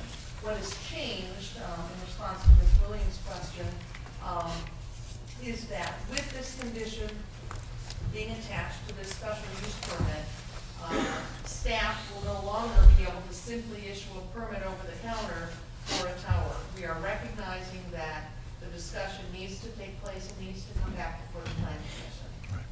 And I would note that the city manager is in the process of establishing an ad hoc wireless alternative study committee. And what prompted that is that is really the discussion of the demolition of Old Main. It's something that's been on the table. It's something some of the neighbors have requested. There wasn't an urgency until now. So I think the proper tools are in place to address that issue prior to the issuance of any permit to allow the demolition of Old Main. Okay, thank you. Petitioner's rebuttal. Well, I really don't have too much to add to that. It's been covered pretty well. I will suggest to you that we know that the property had an overlay district for the cell tower, and we knew that there would be an immediate right to build a cell tower on that property. Nonetheless, we agreed without question and without hesitation to allow the condition to be added that we would have to bring the matter before the Plan Commission. Because we understand, and frankly, to an extent, we agree with everybody about the cell tower issues. We want to get an overarching program or overarching theory about how we're going to handle cell towers in this town. As residents of Lake Forest, Woodlands feels the same way about it. So rather than hold firm that we have the right to build it, we were more than willing to say, let's bring it before the Plan Commission and get a resolution to it before the building comes down. The special use permit that we're looking for is, again, something that was on this property for 100 years. One way of looking at this is to say that what we're doing is essentially going back to the way it was, back when it was Barra College, just reinstituting a special use permit, but technically in expanding the special use permit that is currently held by Woodlands Academy. The other objections that I've heard, I think they've been pretty well covered by the conditions, as far as I can tell, with regard to the antennas, even with regard to the woods. We're sensitive to the woods as well. And that is something we'd have to come before Plan Commission anyway. What we're talking about is that limited thing of getting the special use permit for Woodlands Academy expanded to cover the entire campus. Thank you. Okay, thank you. Final questions from commission to petitioner or staff? We will start with Commissioner Karras. I have one question, and that is, if we vote against the special use permit and it is affirmed by the city council, what is the ramifications to the transaction and the donation to the Woodlands? Well, that's an excellent question. At this point, we are still in the due diligence period for the transaction between the bank and the donors. If you approve the special use permit application tonight, then my understanding is there can still be a closing prior to year end, which is what the parties are looking for. As far as what the specific dates are, I don't know. And this all assumes that it still would have to go before City Council on January 3rd, I believe. So with respect to what the dates are, I don't know what they are. With respect to the impact on the deal, I don't know. Frankly, I don't want to think much about that, because if it's not approved, that sets us way back, and I think that's going to jeopardize the deal. I'm not sure I understand. How would the deal close if it requires the approval, conceptual approval of the special use, but the next city council meeting is not until January 3rd, is that correct? That's correct, but I think it's the extent of certainty. Even the ordinance from the city council approving the demolition is conditional upon certain things happening. So the city doesn't control the timing of the sale. The buyer and the seller could choose to move forward with the closing based on discussions that have occurred to date, could choose to walk away, or could choose to delay, but Commissioner Karras is in the real estate business. I mean, do you close based on those kind of assumptions? I think you know the answer to that. So that makes, I mean, I don't understand that at all. I mean, these guys could wake up on the wrong side of the bed on January 3rd, and whatever we recommend today, they could throw out the window. And then you'd have closed on the property, in theory, before year end, with no right to do whatever you want to do. These guys could wake up on January 3rd, I'm not sure who you mean. The council. Because this is just a recommending body. That's correct. They could, and they could say, no, we're not going to go along with what Plan Commission has. Sure, it's unlikely, but I don't think anybody is going to stroke a check. I'm sure on the that's premise that it's going to be approved. I'm going to suggest that's what's going through the minds of the donors.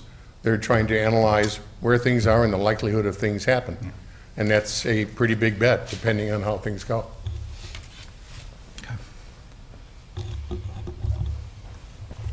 Do you have a thought? Absolutely. The donors need to basically deal with the realities of certain contract dates.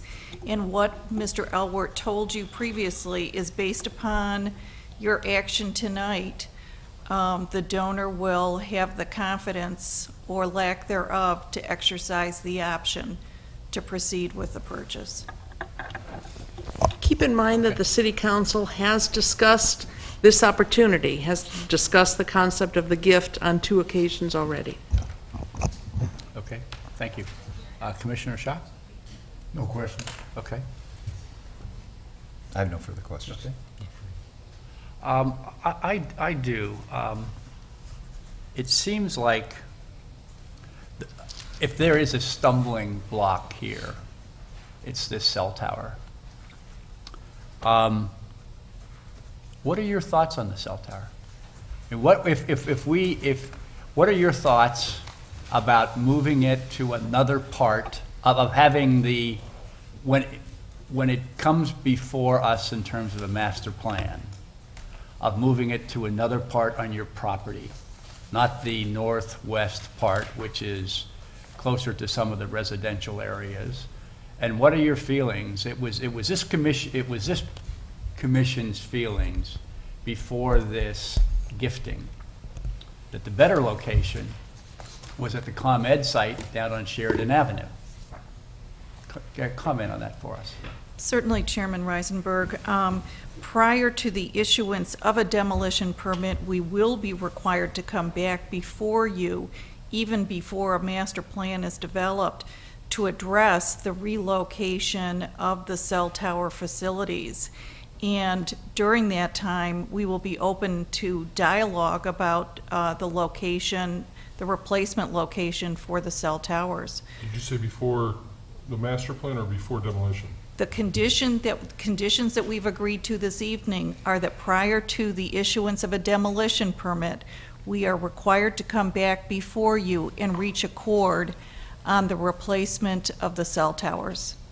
Okay, which could include relocation on another part of the property other than the current prescribed part, or the movement of the location to another location off other than the existing Barra property. Woodlands would be open to that kind of dialogue. Thank you. And Chairman Reisenberg, Thank you.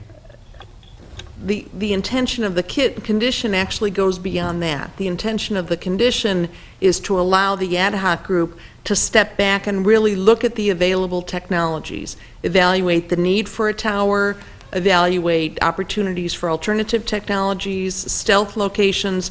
So I just want to be clear that that's the intention, that if there is a way to not locate a tower in this area, that will be explored too, as well as if a tower is needed, what is the right location? Location, yeah. That's very important to me personally. Okay. Let's move then to commission discussion and comment. Commissioner Cushman.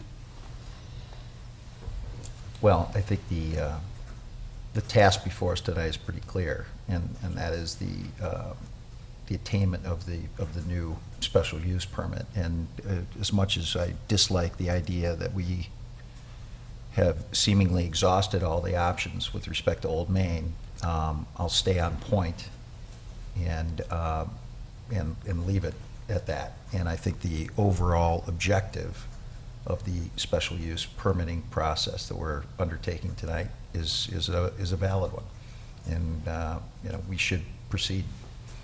Thank you. Commissioner Newman? I agree with that thought. Our overriding, actually our sole point of discussion is reunification of these two properties under an existing special use permit. So we're adapting the special use permit to include the other half of the property. That's the point that we're discussing. I think the circumstances around it are complicated, but that point by itself seems pretty clear to me, given our options. So I'm in favor of it. Okay. Commissioner Karras? I think Commissioner Cushman brought up a great point earlier, whereby you don't close on a property until everything is taken care of. The decision on Old Main is troubling, needless to say. It's been decided by the city council, right? That being said, my main concern about this is, and I appreciate Woodlands and the great work you do in unifying the property. My biggest concern is going back to that earlier point, is making sure everything is taken care of as far as transferring the property. And that year period of time is a big concern to me, from the perspective of closing by the benefactors, taking a year to bring down Old Main, and then the exposures to the city and the community.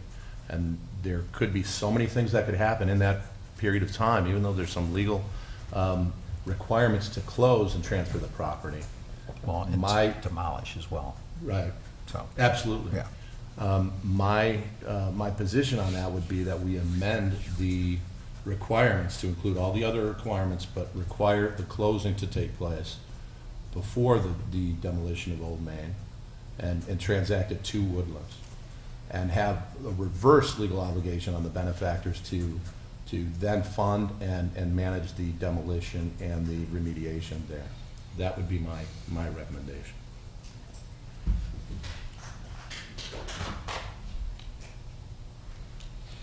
No, we can't go back to you guys. It's over. It's over. It's over. I'm sorry. Commissioner Shaw. Well, I appreciate the good intentions of Woodlands Academy, and I don't think that, regardless of what anybody says up here, there's anybody on this commission that doubts the good intentions of Woodlands Academy and the goal of reuniting these two parcels of land together as they were years ago. You know, nearly 6 years ago, I came on the Plan Commission and was almost immediately confronted with a really big development issue. It was the development of Barra College. And we spent a great deal of time fly-specking everything about that project, including at the 11th hour deciding to include a certain number of inclusionary housing units that would be interspersed all over the site. We spent all kinds of time trying to determine where the buildings ought to be located that were going to be put up. We wanted to make sure that they were consistent with line of sight and things of that nature with Old Main. There was a huge effort to save Old Main. The city went through torturous meetings and litigation regarding the Tabor Wing and whether or not the Tabor Wing could be demolished on the Old Main building. And all this was done because we wanted to save a historic building or a wing thereof. We also spent quite a bit of time going over all of the potential negative impacts the development would have upon South Park. And we were treated to a number of audio-visual presentations of the different types of wildlife and flora that existed in South Park. When we finally approved the plan, I cautioned that I felt like that we had taken so long to make our minds up on what we were going to do with this project. Not that we shouldn't be very careful before we approve something, but that we had taken so long that with the downturn in the economy that was looming in our face, that we would be lucky if this project survived.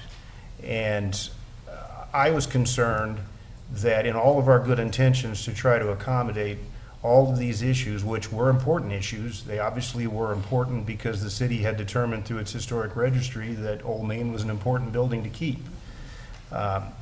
What ended up happening? Mr. Shaw accepted a big responsibility and he failed. And here we are now faced at the end of my term. I'll be leading this commission in the next few months with what do we do with Barra College again. The thing that concerns me is that we're being asked tonight to make a quick decision without any guarantees of whether or not Woodlands will be required legally to accept this white elephant that they are generously offering to take off of our hands. There's no guarantees that once Old Main is demolished, that Woodlands will take this piece of property, as they, I'm sure, have the best intentions to do. And while I would love nothing more than to have them reunite the two pieces of property and take over this responsibility, again, there's no guarantees. And as a trial lawyer, I'm always concerned when there's a lot of wiggle words out there and a little ambiguity, like it is our intention. We will give a letter of intent. We will assure you that we will have a dialogue about this. We will do what's reasonable. We will do what's in the best interests of the city. This kind of language is litigation words, ladies and gentlemen, and I'm troubled that we do not have a definite guarantee that Woodlands Academy will be taking responsibility for this property after we have demolished this historic building that we fought so hard to hang on to over the last 6 to 8 years. The concerns that I have also are that the City Council has essentially taken the decision away from us prematurely. They have decided, and it looks like against the recommendations of the Historic Preservation Committee, that they can now decide that this building isn't worth saving as a historical building in our community. While I don't disagree that the city has the prerogative to make that determination, I guess what I want to know is, why did it take them so long to decide that Old Main wasn't worth saving? Why did we go through all this process to get to where we are today now and decide all of a sudden that we're going to demolish Old Main? And we want the Plan Commission now to come through in a quick decision and recommend to the City Council that, oh yes, you ought to approve this. So that down the road, when Woodlands Academy is not required to take the property for some reason that we can't anticipate in this meeting tonight, well, it was the Plan Commission that recommended this. My reaction is that since the City Council has decided that they are prepared to demolish Old Main and that we're not allowed to address that issue at all, and that's their prerogative, and I don't begrudge them of that. I'm prepared at this time to give them the decision as to what we do about the special use permit. Therefore, as it pains me to do so, because I'm sure that in a perfect world, the idea of reuniting these two parcels is probably the best decision and the best solution for all concerned, I have to vote no. Thank you.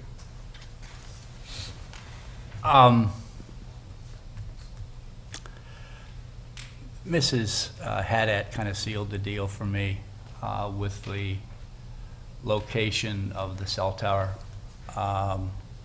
whether it's either on the property or off the property. I would, however, like to ask Kathy, Kathy, would it be appropriate for us to recommend the special use permit given the conditions in staff report, but also in some way, shape, or form express our concern about the transfer that we have been discussing? Absolutely, and I do believe, I can't tell you which condition, but the condition that speaks to a commitment that the property will transfer was specifically written in response to the City Council's same concern. Remember, tonight, what is before you is simply a recommendation on should these two properties be consolidated.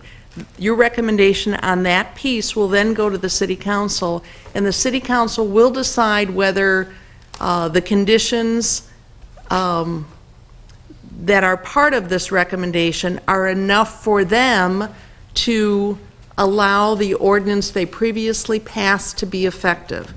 So the council too was supportive of this proposal, wanting to move it forward, but wanting to make sure that there was appropriate documentation and an appropriate review by the city attorney. If you do recommend approval tonight, we would work closely with the city attorney so that as we bring this back to the City Council, we're answering not only your questions, but their questions as well.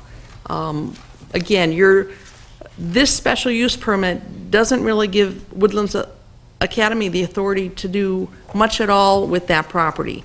It allows them to use the Cooney Library and to use the what will be the restored area, because the entire site will be cleaned up, as athletic fields, so long as no permanent improvements are put in place. Anything more than that, this plan is going to come back to you for a public hearing. Okay. To me, this is reuniting these two properties is just too important for us to be an impediment to the process. I would rather try to find a way that we can move it forward and still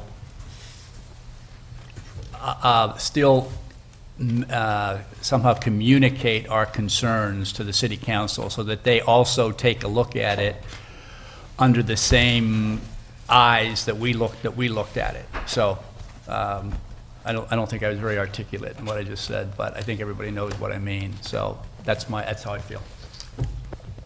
The commission could add a qualifying statement to your approval, to the fact that you'd like to call the City Council's attention to the Plan Commission's overarching concern about the timing. or that demolition shall not occur until such time as the council is, or the city is confident that a transfer will occur in an expedient manner of some sort. I don't know how you would. And I think that, that is, certainly you could look at condition 2 and amend that. Condition 2 right now says documentation, it says the demolition shall not occur until documentation committing to the transfer of the 23-acre Barra Campus property in its entirety to Woodlands Academy no later than 12 months from the date of the completion of demolition occurs. But maybe if you want to enhance that language, I think the intent of that language is to do exactly what you said. The council has made it clear that they are not going to allow the demolition to go forward until they have what they believe is an appropriate level of comfort that this transfer is going to happen. Well, you can make the transfer contingent on the satisfaction of conditions, and maybe that's the solution. What is wrong with making the transfer occur? The benefactor is still funding that, and so the obligation is inverse, as opposed to the risk being on the side of the city, the risk or the obligation, it's the dollars are the same, the money is escrowed, and the supervision is still done by the benefactor. That would be my recommendation on the amendment to that provision too. I think that'd be fine as long as some estate attorney could guarantee that that satisfies the requirements for the donor. But is that overreaching? Is the city getting too deep into the deal? If the council wants something that's satisfactory, I don't know that we want to identify exactly what that something is. That's the role of the city attorney to evaluate whether it's gone far enough. So I do think the city has to be careful about, you have a valid filing before you filed by the current property owner, authorizing Woodlands to speak as the petitioner. I'd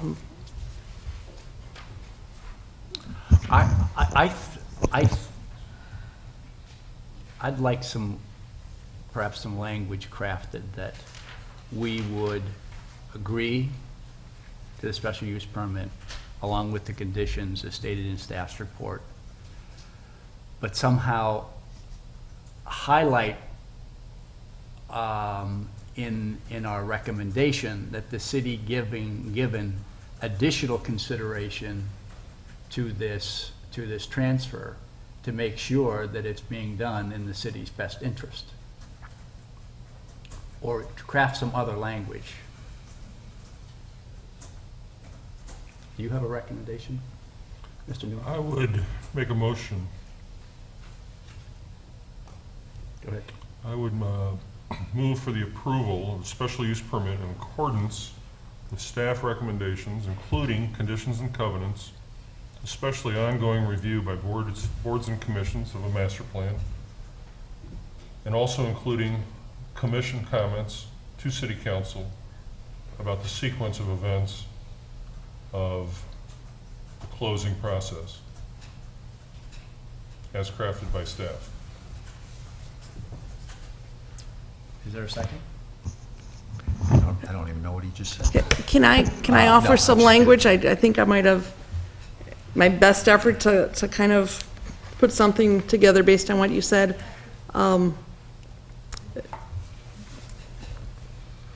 In addition to the conditions of approval, the Plan Commission forwards the following to the City Council. The Plan Commission supports the intent and the end goal of the special use permit to consolidate the parcels, but recommends that the City Council give additional consideration to the details and timing of the transfer of the property and the appropriate sequencing of events. Thank you. Does that capture? Yes. Is there a second? Could you add prior to any demolition occurring? Because I think that's ultimately, that's the concern. It's not the transfer, it's the Yes. transfer that Yes. may not take place after the building is Yes. gone. Yes. Yes. And I would second that motion, or offer that motion. Second and as amended. Second amendment. All in favor? Aye. Aye. All opposed? Nay. Passes 3 to 2. Actually, that motion fails because you don't have a majority of the commission. You have a majority of the quorum. But I believe you need 4 to pass it. Which is fine. It will still go forward to the plan Yeah, commission. right. But I just didn't want to mischaracterize it. The City council.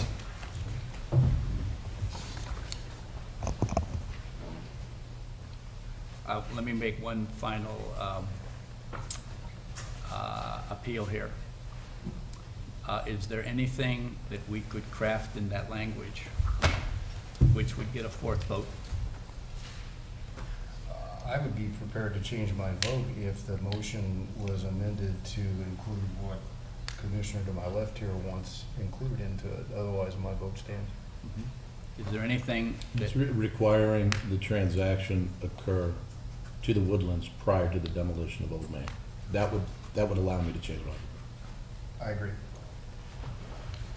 And frankly, Mr. Chairman, the city council is going to do what the city council is going to do, so I don't know that it makes a whole lot of difference what we say to them. They've already made the decision to demolish Old Main. Minutes will reflect their concern.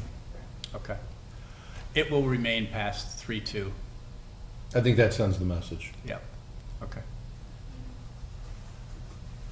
Okay. Okey-doke, public testimony on non-agenda items? You have to go? Yeah, I gotta get to there. You gotta go, oh, okay, got it, okay. Additional information from staff? In your packet was a meeting schedule for 2012. I don't have mine in front of me right at the moment.